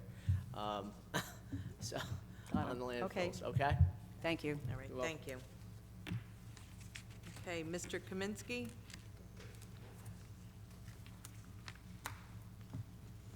Please state your name and address. Ed Kaminsky, Maple Avenue, and actually, I think most of the stuff was explained, with the exception of 323. Where specifically is that money going to be, what is it going to be used for, and how will this money interact with the folks that are on the Shade Tree? Excuse me, sorry. Or the Can you Shade Tree repeat your Commission? question for a minute? I was interrupted. This is regarding On 323? 302. Yeah, 323? The other two were answered. Okay. All right, 323? Correct. So the grant from Union County regarding the greening of Union County for tree planting, where are those trees going to go, and how, if in any way at all, do these trees and this money get into the hands of the Shade Tree Commission? Okay. Mrs. Yamikaitis, Yes. the money is being, the council recommends various planting locations throughout their wards. The Shade Tree Commission also goes out and looks for areas that need additional tree coverage, and then that's determined. Then a bid is put together, and the Shade Tree Commission goes out and bids it, and to the amount of money allotted, they will plant those trees. Okay, so it's done on a ward, it's allocated throughout all the wards? Yes. Okay, thank you. Thank you, Mr. Kaminsky.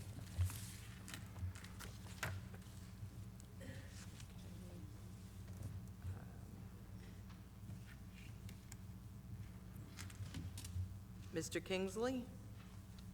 Yes. Please state your name and address.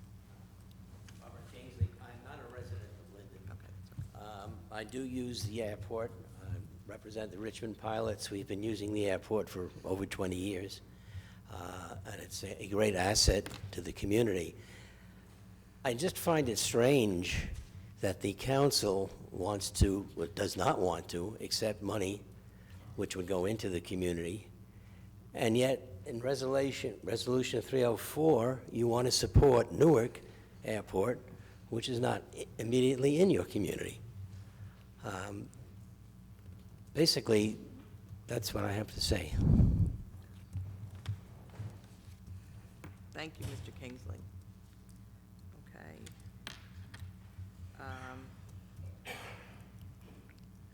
Okay. Mr. Tom Adams? Resolution 302?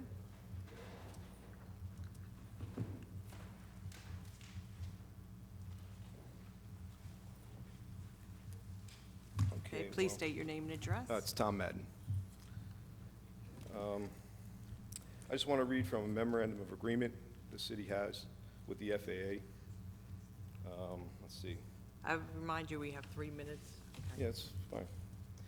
If the FAA offers a grant to the airport development, the city agrees to accept the grant and execute the grant agreement. The related sponsor assurances provided by the Federal Aviation. Eligible work, city agreement that will fund the local airport. Now, what are these grant agreements? Let's take a look at them. Here's what they are. Preserve power and rights. That means that you keep power over the airport and rights. All right? There's 39 of them. A lot of them don't even pertain. They would be to like Newark International Airport or Atlantic City. So let's look at some of the others. Public hearings. We already have public hearings, right? Air and water and quality. This is what you have to, these grant assurances is what you have to keep to get grants. This is what the big problem is here, I guess. Economical indiscrimination, non-discrimination. That's good. Fee and rental structures. What's wrong with that? Land for federal facilities. So, and you know, the government wants its break. If the government's going to give you some money, when they land there, they want a break. All right. Civil rights, land disposal of land. This is all reasonable. I don't see anything not reasonable in there. The airport is pretty much in disarray right now. If you go to kldj.linden.org, you're going to see my website. You have all these documents that I have here, okay? And I'm really talking to you people, right? You can do this research yourself. I got everything highlighted. It says it right there. The airport has cracks 4 inches wide in it. We need to pay. This is why we had an FAA inspection the 31st of July. So now, you know, what do you think happened? They came here and said they're not going to take grant money anymore. So I got 44 seconds. Let's see if I left anything out. So the town attorney hired, they hired Justin Marchetti, all right? Justin came out and said, you have to take care of these things. I brought this complaint 3 years ago. It's just been spinning. You know, nobody's doing anything about it. Justin Marchetti said, you have to do it. He tried to reach out to the airport manager, which is really just a contractor. That's all he is. He's just a contractor. So but he didn't return his calls. That's the city. Why didn't he return his calls? So there's a lot of shenanigans going on in here, and I hope we get to the bottom of it. Okay. Council President, may I just comment quickly? Yes. What Mr. Madden failed to let you know, as well as the public, is that actually, I have pictures here in my email from today that shows that the cracks in the runway have been sealed, okay? So, if you're going to come up here, sir, you need to be truthful, hold on, sir, and disclose all relevant facts. I would also be remiss. Sir, the attorney has. I would also be remiss if I didn't indicate to council and the public that Mr. Madden is performing repairs in his hangar without the proper certifications, the proper approvals, and we are looking into that issue. So he comes before this council and makes accusations towards the city of Linden and the airport operator. Sir, I have the floor, sir. I have the floor. You're out of order. And we have been working hard, and I have to tell you, Mr. Dudley, the airport operator, has been cooperating with the city. There has been great cooperation. We're making, we're moving, taking steps here to correct certain things that have been brought to our attention. But I just don't appreciate Mr. Madden coming before this council and only giving half the truth and not telling you everything. Sir. You're out of order, sir. It's the second time I'm calling you out of order. Mr. Adams, please state your name and address.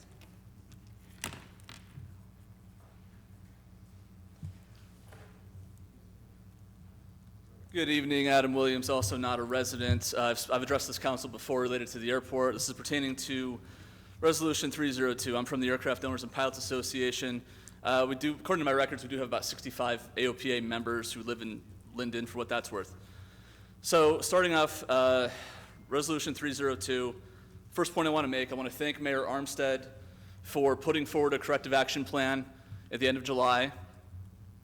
As Mr. Antonelli noted, some improvements have been made recently. That's a good thing. And that's much more oversight and involvement than we've seen from the city in the past several years. So that's a good thing. I want to give credit where credit is due. Thank you, Mayor Armstead, for your leadership in the corrective action plan. But here we are, 3 weeks later, after that plan was submitted, talking about a resolution for a moratorium on AIP grants. The moratorium has no purpose. Not only do you not need it, two things. It's unnecessary because you've been turning down grants already. You didn't need a moratorium to do it then. You're free to turn down grants already.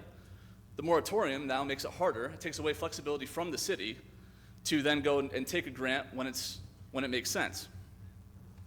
Because now if you pass this moratorium on the grants, you will now need to vote again to repeal the moratorium.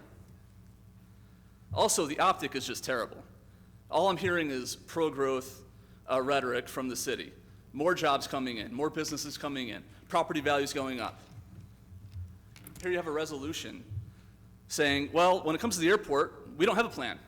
There's no long-term plan for the airport. We're just going to maintain it, which we appreciate. We appreciate you maintaining the airport. Thank you for that. But we advocate for you having a long-term plan for the airport, a development plan for the airport, for the economic development of the city of Linden. You're saying to your residents with this resolution, Resolution 302, you're saying with that resolution, we're going to leave millions of dollars on the table, millions of dollars from the FAA that are going to come in here for capital improvements for one of your assets. You're going to leave that money on the table because some of the obligations are inconvenient. I just don't think your residents will understand that. In fact, some have already said they don't understand it.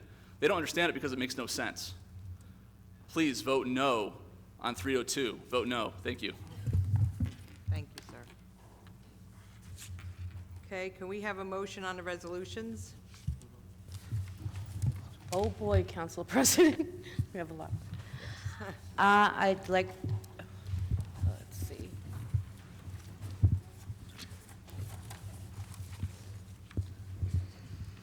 I'm making a motion to request approval for resolution numbers 292, 293, 294, 295, 297, 299, 301, 302, 303, 304, 307, 308, 309, 316, 317, 320, 323, 324, and 325, and request a second. Second. Mrs. Ormond? No, Discussion. Council. We're, discussion, yeah. No. After, right? Thank you, Council President. So just wanted to point out and clarify why I pulled these off to everyone. 292, given my weekend, I did not get a chance to review the audit as much as I'd like. I'm abstaining, and I'm not signing off on it until I feel comfortable. I'd like to do my due diligence on that. 302, I am abstaining. I don't know enough about this. I'm hearing conflicting things. I'm just going to research it more. An abstention doesn't matter here. 307 has to do with the grant that we're applying for in the event for the 6th Ward, West Linden Avenue is on here. The widening for Walmart, which is about to go underway, the plan that was put in place 10 years ago by the previous administration guarantees that Linden Avenue, Stiles and Elizabeth Avenue, Stiles and Linden Avenue, Linden and Wood have to be widened, repaved, et cetera, Pleasant Avenue. So this would probably take care of the rest of Linden Avenue. I'm excited about that. I just want to let everyone know that. 316, Meridia didn't, where's Diane? Diane, Meridia didn't really act quick enough. I mean, I guess maybe they didn't know that there was a limit to September 2nd, but I'm worried about the children going to school. If you know Linden and Wood Avenue, you cannot cross the street there safely because on the side where the construction is, there's no sidewalk. So there's added crossing guards at Penn Place. There's added crossing guards at, there's a crossing guard for school, Penn Place, Linden Avenue, and Morris Avenue. I have asked Meridia to make sure that there is a walkway, a safe walkway for kids to use Morris Avenue still, even though the street is closed. That way they can get to school safe. And 323, Mr. Kaminsky, I asked to expand. This is a matching grant, so I believe we're putting up, I'm not sure if we're putting up 10 or we're putting up 20 to get 10 or 20. We're getting 20. All right, so we're putting up 20 to get 20. Oh, is that correct? Yes, ma'am. Thank you. So in the last year or two, I've pulled out. I mean, I have dead trees galore in the 6th Ward, and I pulled a lot out. Linden Avenue is almost bare, and it's because they were dead, and they had to go. So we pulled out 250 trees in the last year or two, and we've only added 110, 20. So we're losing more than we're getting.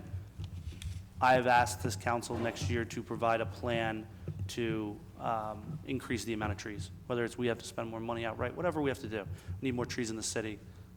They all died. We had insect problems years back. We need to replace these trees. So I just wanted to explain that to you, Ed. Thank you. Thank you, Council President. Okay, can we have a roll call, please? Mrs. Ormond? Yes. Javik? Yes. Mohammed? Yes. Cosby? I'm voting no to 302 because I've been here for more than 3 years and I know what's happening. I'm abstaining on 292, 320, 324, 303, and yes to the rest. Roman? I am going to abstain on 292. I'm going to abstain on 302. I'm going to vote yes for all the rest. I'm going to vote yes for all the rest. Strano? Yes. Coates? No to 302 and yes to the rest. Medina? Yes. Hickey?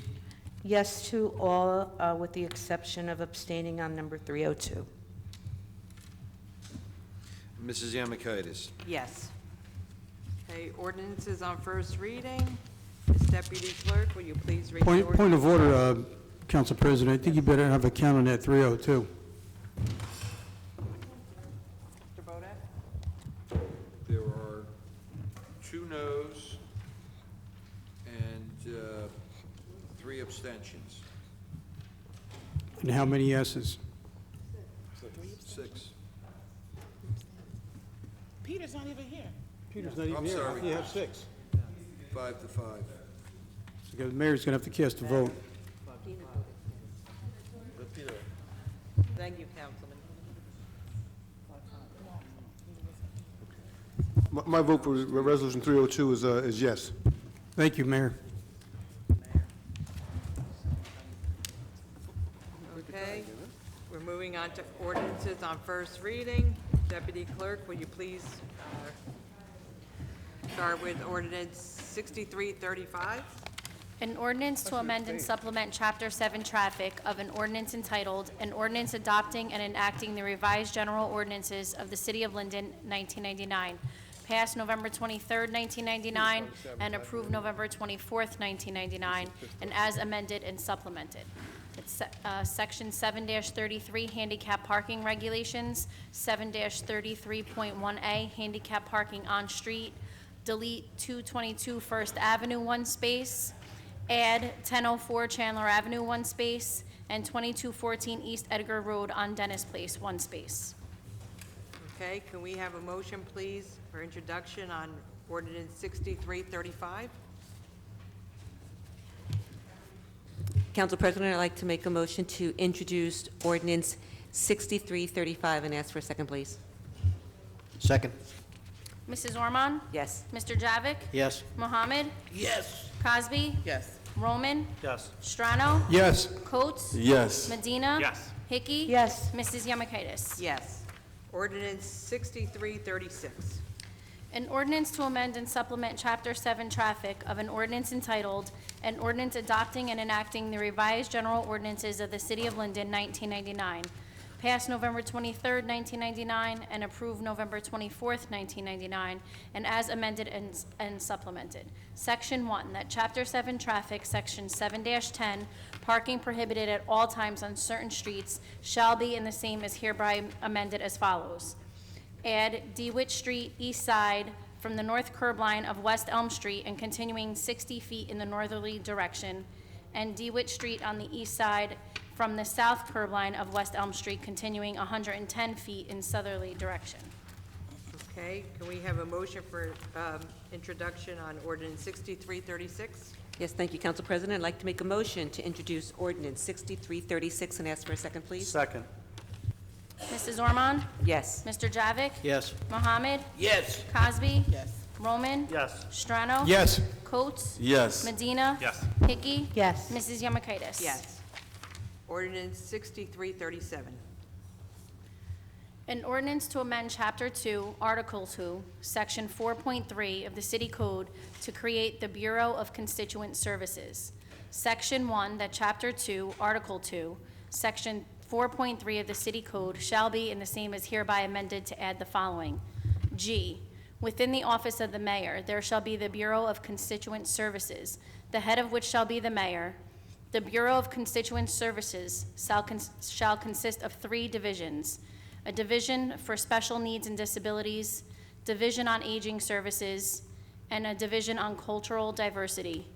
Each division shall have employed 1 person who shall perform all functions and discharge of all duties necessary to assist the mayor in formulating policy recommendations for the council, including but not limited to acting as the direct liaison for residents of Linden, assist residents in directing them to the city, county, state, and private resources, plan and develop socialization programs and social services for the Bureau, and assess the impact of human service programs operated by the city, and develop and implement recommendations as necessary.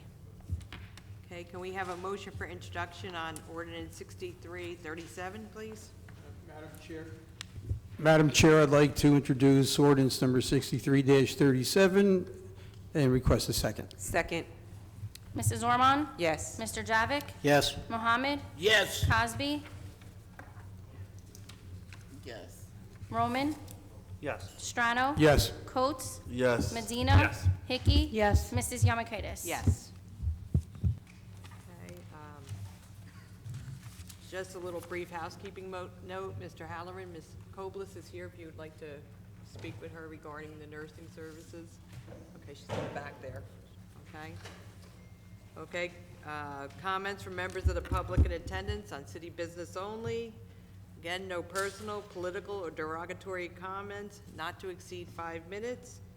Is there anyone that did not get a chance to sign in on a sign-in sheet to speak at this time? Okay. All right, is there anyone that did not get a chance to speak, to sign in on the white sheets in the front of the room? Okay. We'll start with Mr. Halloran. Please come up and state your name and address again, please. It's Craig Heller, 120 Donaldson Place. First thing I want to talk about is anger. You know, I've been coming to council meetings for a while, and I see flare-ups of anger. To me, that's great. Say what you got to say. But I'm not here to have a meeting disrupted. We're here to do one thing. We're here to work together as a whole body, the citizens of Linden, our governing body, our city employees, to make this city the envy of the state of New Jersey, if not the country. I don't want to see this governing body torn apart by anger. Let's take all that feeling and emotions and put it into constructive work. Work together, not trying to tear each other apart. This is something important. Otherwise, you people wouldn't be sitting up here if you did not want to make this city a better place. Okay? Yeah, everybody gets angry. I get angry. Okay?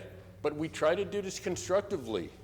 I'm not here to pick on anybody, name anybody's names, but let's all work together to make this the city we know it can be. Not one group over here doesn't like this, one group doesn't like this. Okay, work on a compromise. Let's work on something to get all these things working together. I'll listen to ideas. I'll try to come up with solutions. I'm not against that. Now, to get on to some of my other points. I've asked at other meetings, can the Port Authority tax the citizens? I'm waiting on an answer that I brought up, I believe, a month ago, 2 months ago. I know the wheels of government sometimes turn slowly, but as a citizen, we would like to get an answer. This is a new governing body that is being forced on the citizens of Linden, and I'm not saying it's not going to do good things. I don't know what it's going to do. I'm still waiting for that answer. And one of the things I worry about is, are my taxes going to go up because there's Port Authority? My next question, or next comment, is I asked about traffic signs on Donaldson Place. Hey, you know what? It's a small street, but we have children here that go to school number 8. Do we have to wait for a child or their parent to get hit by a car for traffic signs or some other thing? I see cars, trucks going down the street, and I know they're doing better than 25, and yet, where's this traffic sign? Okay. I have a question. Is there an ordinance requiring citizens to maintain and clean their city-provided garbage cans? I don't know that. When I got my garbage can, I believe I was told that, yes, it's my responsibility to maintain this thing. Okay, I try my best. The other thing is, not only myself, but several council members and Department of Public Works have talked about sewer problems, things that are going on with the city sewers, the sanitary lines, okay? And yes, the city is spending money to get these issues worked on. That's great. But how many people does the Department of Public Works need to get this job done effectively? This is a costly, time-consuming issue. Now, having worked in the sewage authorities that I have some experience. That's not the issue here. But I know that this is going to be a costly item. I don't want this to show up as a $25 million deal somewhere down the road and say, oh, we got to rip up half the sewers in the town. Let's get the work done. Let's get the camera crews out there. Let's see what's going on in the sewers. Hire the people you need to do to get the job done. Have them trained. Let's get this stuff done. I know no mayor, no politician in the world is ever going to say, let's smoke test the neighborhoods or the city to see where there's illegal hookups. The house I live in, when it was built, it had an illegal hookup, but at the time it wasn't illegal. It's been corrected, okay? But how many other homeowners have illegal hookups? Do many people know what they even are? I don't know. And, you know, these are types of questions that the city council, the governing body, the mayor's office, public works, all these people need to work on. And I know you're doing it, I appreciate it. But I hate to see what the bill is gonna be in the end. Thank you very much. I see I'm running out of time. And please, work on this anger. It's very important. Thank you, Mr. Halloran. Ms. Wolverding.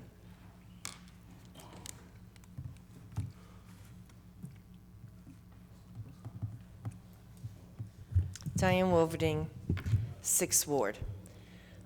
Last month, I talked about the library and how bad it looked. Well, the janitor cleaned it up. One janitor, though, did all the work. He should have had some help. And I did speak to him about some other areas that needed to be cleaned because I used to take care of that with the ROTC kids. But it looks great. Thank you for whoever put that through. But I didn't hear a library report again, and there's stuff going on in the summer in the library, and I don't want to hear about going to the website.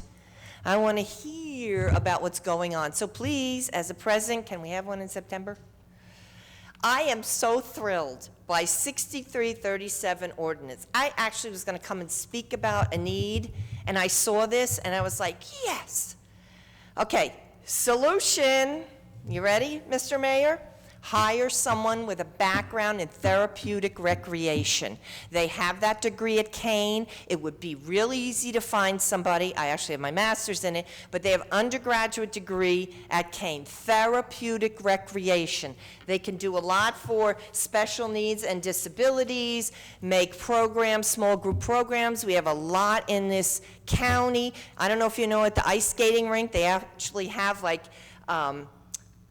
walkers that you can use to hold your, and it's just for special needs kids, you know. We got bowling alleys, you know, need smaller group things going on, division of aging, you know, we got great programs going on for senior citizens. And cultural diversity, all right, I want to try different foods. But I was really thrilled by that special needs and disability. If you need any more suggestions or any other ideas, call me, because like I said, I have my master's in it, and you're always looking for solutions. Okay, so therapeutic recreation, that person would absolutely be able to cover all this, and Kane University has that major. Thank you, good night. Thank you, Ms. Will. I wrote a note for the mayor. I will pass along to him on that, just to remind him, okay? All right. Mr. Kazar?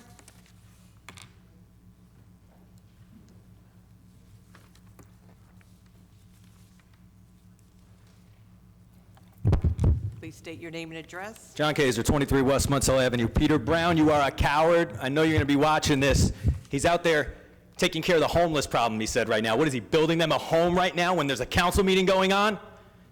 Out of control, unhinged, deranged, unbalanced. Mr. Kazar, No. inflammatory remarks are not allowed. All by words rules and of phrases I'd use to council. describe the behavior of Peter Brown last night at the City Council caucus meeting. I was disgusted at him, but more sad for him. I'm actually surprised that not one of you sitting up there this evening had the courage to tell him to take a seat, nor the compassion to ask if he was okay. Instead, you chose to let him run amok and single-handedly hijack a meeting. He was pacing, he was jittery, he was manic in a room full of seated individuals. Listen, for me, the most hyper person I know, to call you jittery, it means something.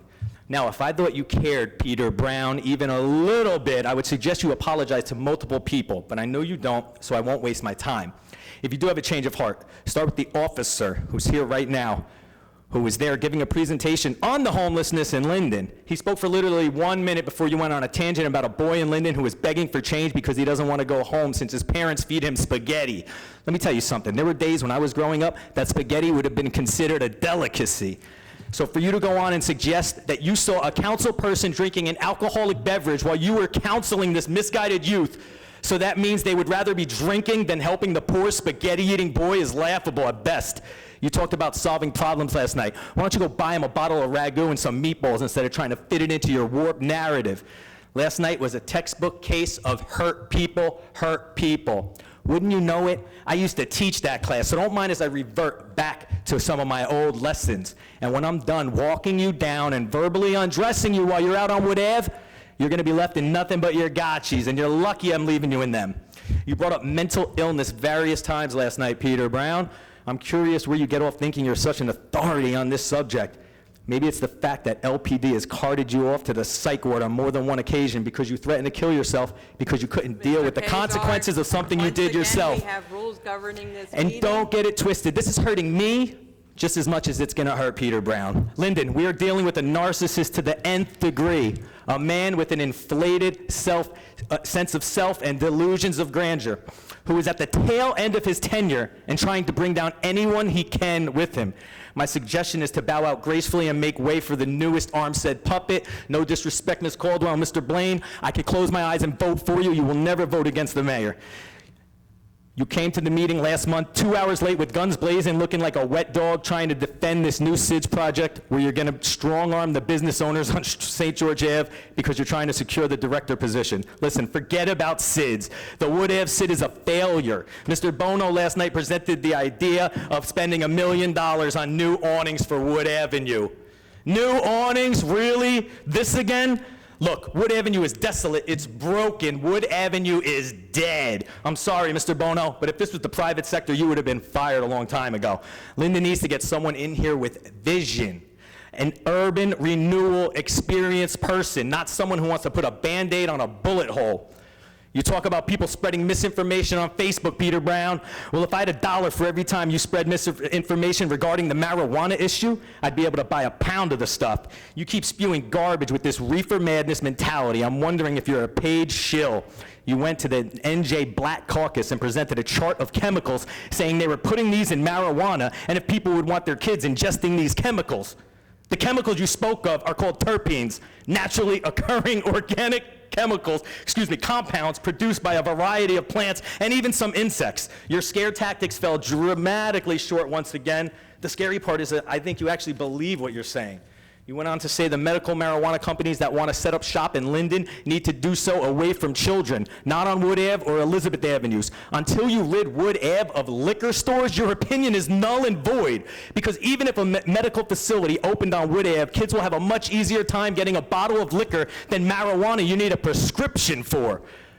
You still went further down the misinformation rabbit hole and said that the opiate epidemic, and I quote, is BS, and that there's a study by a clinical research scientist that shows there is no scientific evidence that cannabis can cure the opiate epidemic. I know one thing, I don't go to a mechanic to get my hair cut, so if you want, I will fill this room with real-world evidence of people I know firsthand who are arresting their opiate addiction by the use of marijuana. You know who else I'll fill this room with? Women who slide in my DM telling me how you sexually harassed them all the way back to the Joe Saliga days on the Italian ice truck. It doesn't feel good to be on the receiving end of a verbal tongue lashing. Now does it, Peter Brown? You're out of order. You're out of order. Mr. Hanford, please come. Please state your name and address.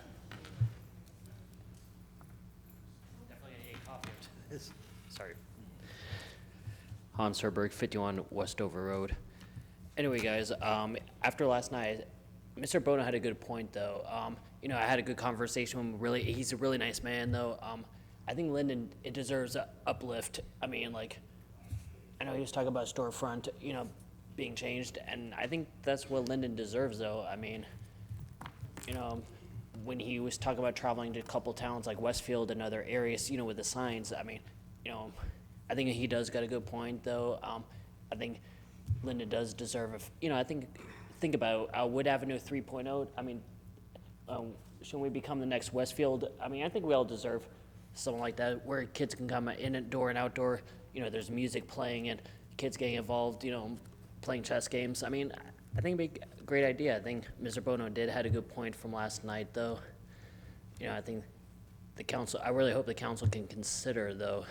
And also from last night, I'm very concerned with the behaviors. I think Mr. Coates had a good point. I mean, we all need to get along here. I mean, before I get the gavel pulled, I know everyone's talking about suing each other back and forth. Come on, guys. I mean, life is too short. I mean, there's bigger problems out there. I mean, people are, I mean, we got men and women out there who's risking their lives, keeping us safe. I mean, all across the nations. I mean, some of them are getting neglected just for doing their jobs, though. I mean, come on, guys. I mean, sad, though. I mean, we all got to learn to get along. I mean, come on, firefighters, police officers, they all get along fine. I mean, just learn about them, though, and maybe all can get along. I mean, come on, no one's perfect, though. I mean, if you guys have personal issues, just take it aside. Just don't take it on the residents. I mean, some of the people are wondering, I mean, no one can take everyone too serious. Excuse me, please don't interrupt the speaker. Oh, it's totally cool. I mean, everybody keeps wondering why, okay, why no one can take you all too serious? I mean, come on, everyone's fighting like kids. I mean, even a couple of elderly people are talking about staying up all night, though, but, I mean, all they see is fighting, though, but I really hope there's a common peace where all can get along. I mean, I'm not trying to be rude, disrespectful to you guys, but, I mean, you do have the power to pull the gavel, but, I mean, no matter who it is, I mean, I think it's fair everyone should get along. I mean, I got a great councilwoman who does great for my neighborhood. I mean, Mr. Armando does a great job, but hey, you keep your cools. I mean, let's all learn from each other and get along. I mean, I've seen Mr. Roman here, he cares for his ward. I mean, a lot of residents, though, when he speaks about certain concerns of sidewalks, hey, you know, kids come first. I mean, safety over politics. I mean, I think that's important, though, we need to bring up, too, though. And let me think what else, too, to bring up. Well, I think that's all for tonight, but peace out, City of Linden, and let's all get along. Thank you for your comments. There you go, Hans. Ms. Malik? Good job.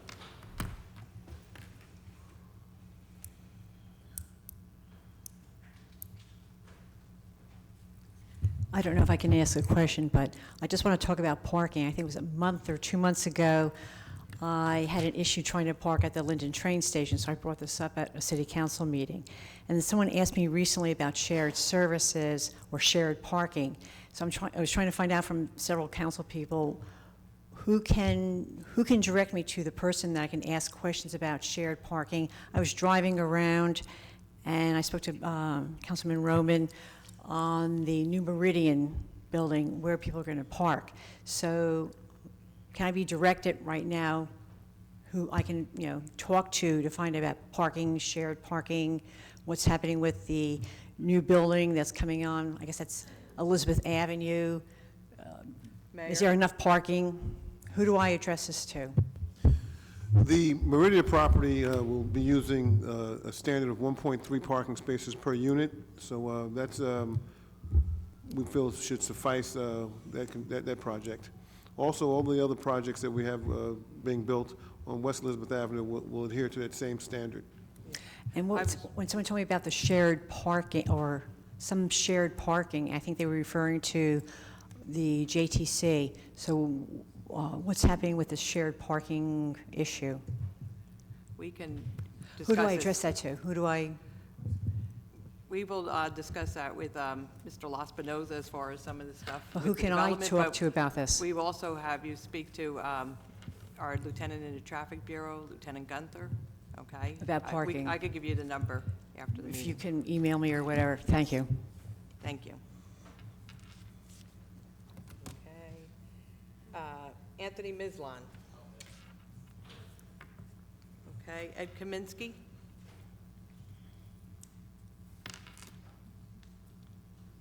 Good evening, everybody. And that's part of the problem, ma'am. There really is no one looking over all the moving parts, and that's been something that I've had an issue with for a long time. But I do want to start out on, with the positives. Glad to hear the mayor extend an olive branch. I think you're absolutely correct. Everyone's heart or most people's heart is in the right place. We just have to find a way to channel it together. Also want to give kudos to the fire department. The Junior Fire Academy was an absolute success. I know parents, friends with parents that raved about it. Definitely the kids loved it, so kudos on that.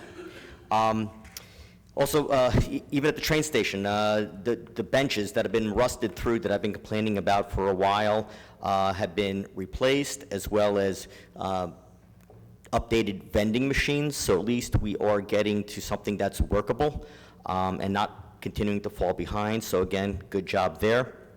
There was a barber chair left there. I posted it with some tongue-in-cheek comments last month or several weeks back. Aside from the kind of the joke you can make about it, I'm very concerned because somebody made the effort to bring it up there, and it could have been, you know, there's people that sleep up there to hurt somebody or throw it on the tracks, and it could have caused some damage. So I know we have cameras there. I'm hoping somebody and the police can really kind of monitor it a little bit better, or work with the authorities that can. What side is that on, sir? I'm sorry? What side is that on? That's on the New York bound, northbound side.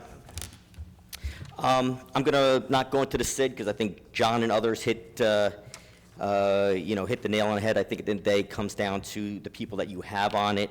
I mean, for instance, there is a member on the SID. You can just go out here, and we know the restaurant across the street that it's filthy, greased there. Patrons and business are throwing garbage, destroying stuff, and actually, I think pretty sure it's against code.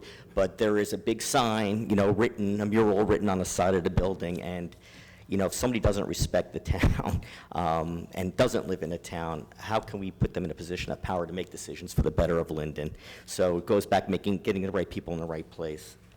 When looking at these meetings and how long and fairly unproductive they are at times, I have to use last month as a perfect example in a plea for a change for different direction.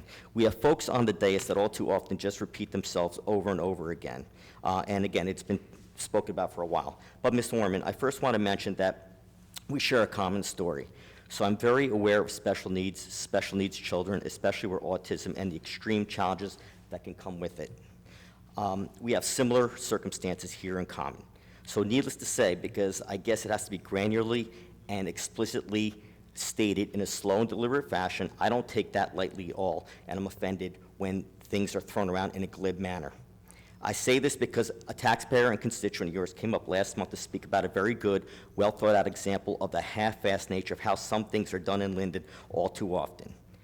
And it was with regards to Wales Park. The response was a very unhinged, nonsensical, inappropriate one, and comments and attacks were immediately unleashed on Ms. Vlasic. I was here in person, and I rewatched the clip on the internet to see if I missed something. She clearly did not only not attack anyone's child, and she clearly went out of her way not to mention or refer to them in any way. At best, there was an innocuous reference to someone handing out a flyer. I don't have a horse in this race and don't even really know you, so I have no axe to grind for sure. Besides being at council meetings, I've only had 2 personal interactions with you, and they were both, I have to admit, extremely strange, confusing, insulting, and rude, so I really don't know what's going on. But the right thing would have been, in a respectful manner, to either agree with her or to point out where she was wrong, or to simply provide details on some thoughts on how to get things more productive and going forward. I also don't take mental illness lightly, and I don't know what anyone may be struggling with, but to accuse somebody of attacking your kids or nonsensically speaking about diversity in response, I think, and I'm not even sure what the point there was to be made, it's just wrong, disjointed, and confusing at the very least. You have to stop with the over-bloviated exaggerations, insults, and mischaracterizations. It goes in circles, it's constant, it's inappropriate, and it's an example of what's wrong. You need to be an example, not act as an example of what's wrong. All this carrying on, not only by you, to be fair, unfortunately just takes away from addressing the critical issues in this city, which are just, in many cases, getting worse. Thank you. Thank you. Mr. Mack.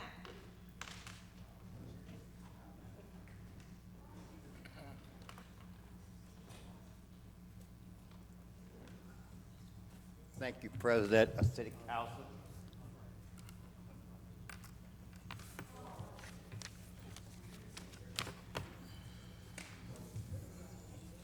I have to immediately go say, in the name of Almighty God, the beneficent, the most merciful. Thee do I serve, do I seek for help. O my God, show me the straight way, the way in whom there have restored fables, and not along the way in whom their wrath has been brought down, nor of those who have heard their teachings have gone astray. I must say to Linden, with the permission of the mayor and president of the city council, I greet the city of Linden in peace. Somewhere tonight, I discovered that Linden is not at peace, but have brought you peace from the almighty creator of the heaven and the earth. It must be noted, immediately noted. As I shook hands with that young man, I asked him, was he all right? I know him, I have talked to him on several occasions, but I must tell you, watch your language, I must tell you, I was difficult, surprised. Watch your language, the people told me to tell you, a little surprise. It must be further noted, I want to thank the mayor, chief of police, on yesterday on the Wood Avenue. There was a situation. I want to thank the police department. They expedited it expediently and immediately. A tractor trailer that. But one of the things that the people asked me to mention to the mayor and president of city council, how long and how many more times a tractor trailer going to hit that railroad track down there? How many more times it's going to happen? I know 5 this year, and there might be more, but how many more times that is going to happen? But I want to thank the police department. Not that one last night, but the night before that, I talked about it before. And what them people name? You told me their name. What's their name? Lieutenant Gunther? No, the black and white trucks. Oh, thank you, you got it. Those individuals that I had, want to thank them. I want to thank the police department for dealing with it yesterday. It did not tie up traffic as the previous one did. But the bottom line here tonight,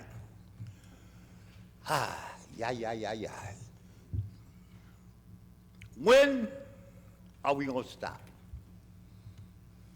When? It's clear to me, and the people told me to tell you that it's obviously that y'all can't stop because y'all can't get right. That's a saying going somewhere along the way. We can't get right. You can't get them right. I can't get you right. I've been asking you for years to get right. According to the book. I didn't say it. It's in the book and the people said it. Stop despising each other and get to know each other. Stop despising each other. You are demonstrating in the 21 counties of the state of New Jersey that we despise each other. And that is absolutely against the rules.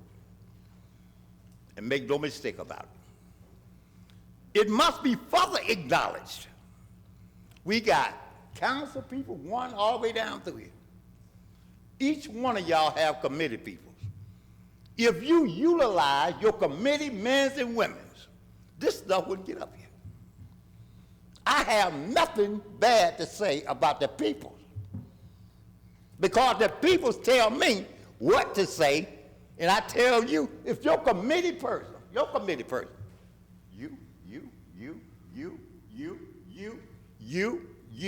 and you, go to your committee people and say what's going on in the community, then this nonsense will not be on the floor. Bottom line, because you know what's going on. In the block that I live in, I'm talking about where I'm at in Linden, and I've been here since 1964. The community, we know each other. We get to know each other. He said, stop despising each other, and get to know each other. Y'all must don't know each other. It's obviously to humanity that y'all don't know each other. Each and every day I turn around, I wasn't here last month, but I heard about it, I saw it. And guess what the people told me to tell you? Y'all stop. And we love you, and there ain't nothing you can do about it. Why are we as a people in the city of Linden, we got so many beautiful other things going on in Linden, but yet we despise each other and will not get to know each other. Bottom line, You should be ashamed. It's a shame. It's a shame that I gotta come up here and talk to y'all like this. Thank you, Mr. Mack.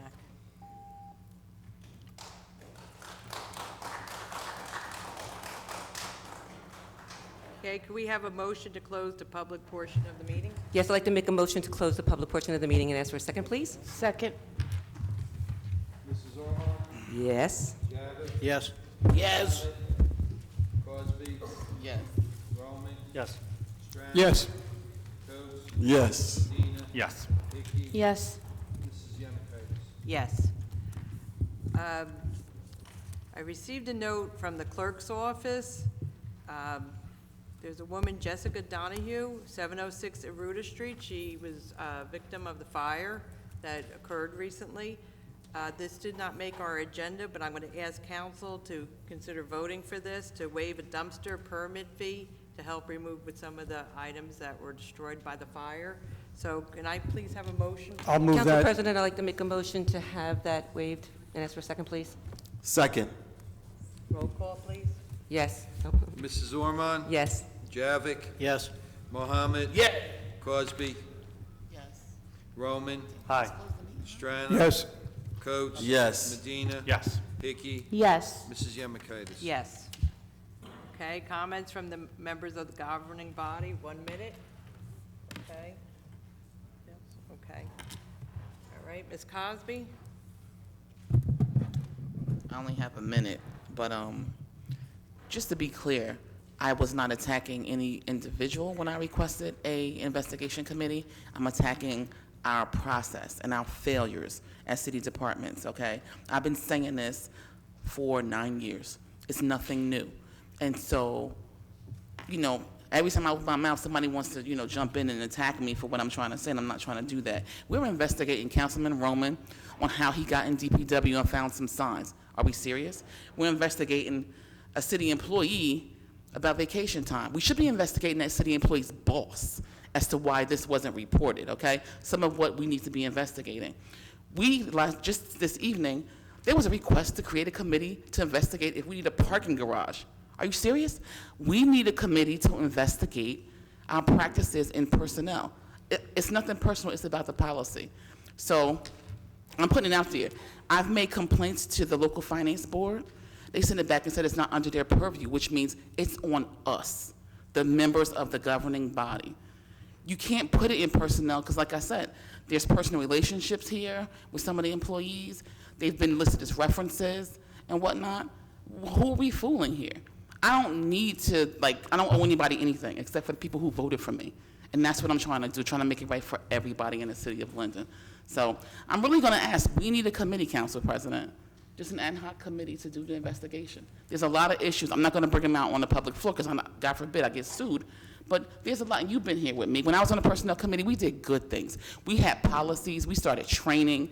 You know, we got a break room for the employees. There was a lot of good stuff that we did just to be turned around and, you know, undone. When we requested that 1-800 number was unanimously voted, right? And then when 2 council members came in, it was undone. The employees have no recourse. Thank you, Councilwoman.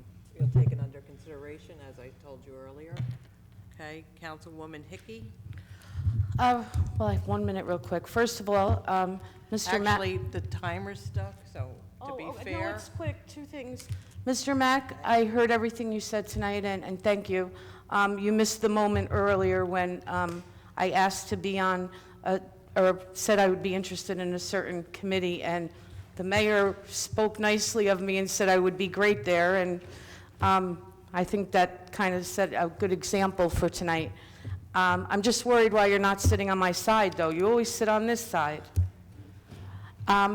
And on leaving on a good note, it's been a little uncomfortable up here for the past half an hour, but I just want to say, go Elizabeth Troopers. They won tonight their game against Rhode Island 2-0. And I have to tell you, what all those kids under 12 years old, the sense of community that has been brought together and has been traveling, and the support has been, I just truly got chills. We need to let those kids lead by example, and I hope everybody enjoys the rest of their summer. Thanks. Thank you, Councilwoman. Councilwoman Ormond? Yes, good evening. I just would really like to say that I'm really concerned about things that are set up at this mic. Not what you might think or whatever, but I'm really concerned that people come up to the mic and speak on items that were spoken in executive session. There was a lot of information about the landfill that was in executive session. So we have a problem because certain things got out that shouldn't have been discussed. So I just want to say that we as a governing body, we just have to be a little bit more mindful of what we leak. If we can't trust each other, we will never have the public trust us. And that's all I want to say. And I want to say, Kira Ormond, I just love you to death. Thank you, Councilwoman. Councilman Roman? Thank you, Council President. Mr. Halloran, John, Hans, Mr. Mack, and to everyone home, I think the anger and hate you're referring to is in regards to an incident that happened last night. Councilwoman Hickey and myself were berated, harassed, and had our families threatened by an individual who should be sitting up here. The same individual has a history of violent behavior and erratic behavior, and that is something that you are now aware of. And for what you're not aware of is he's back here. He should be standing on this dais where Councilman, he's just- sworn to be. He's not Can I here. remind you, inflammatory remarks against... That's not inflammatory, it's Yes. fact, but I appreciate you, and I will stop that part of it. Please However, be I'm worried about my respectful of safety. I'm worried about my safety. I'm especially worried about her safety, that we have to be escorted out of here by police at the end of the night. Mr. Mack, when will it stop, you asked? I can assure you, next year, when we get 2 fresh, new, competent faces on this council. None of us hate each other. Once the cancer goes out, once the infection is gone, it'll get better. So have faith in us, all of you, and join us next year. I can't wait to help her on SIDS and finally be allowed in the door. Councilman Strano? Council President, if I may be allowed to indulge in this, I would just like to wish my wife, Mary Beth, a happy birthday. I think it's the first time in, I don't know how many years that I've been on council, that both of our birthdays this year fell on a council meeting night. Yes. Thank you. Thank you, Councilman. Okay. Yes, Councilman Mohammed? Council President, just want to first of all apologize for speaking out of turn during the personnel report. We're not to make comments, so I want to apologize. I also want to thank Ms. Janelle Henderson for her work and invite everybody to the 4th Ward celebration. And thirdly, Councilman Strano, your anniversary was also on my birthday, so that's a good thing. God bless Linden. God. Thank you, Councilman. Councilwoman Cosby, I just want to make note, we came out here late on the floor. Your comments did not fall on deaf ears. We will continue that discussion next month as for the committee you requested. And I'd also like to make mention to the public, we are going to go over some of the rules with the council regarding behavior. You know, we're dealing with adults here that you elected, but I will take it, we're listening to this month after month, and as I was calling out tonight about inflammatory remarks, we set the example up here, and I will be discussing in caucus with our council members. I already reached out to our attorney to go over this with them. We have to lead by example, so I can tell you, your comments are not falling on deaf ears, and I wish everyone a happy Labor Day weekend. Thank you.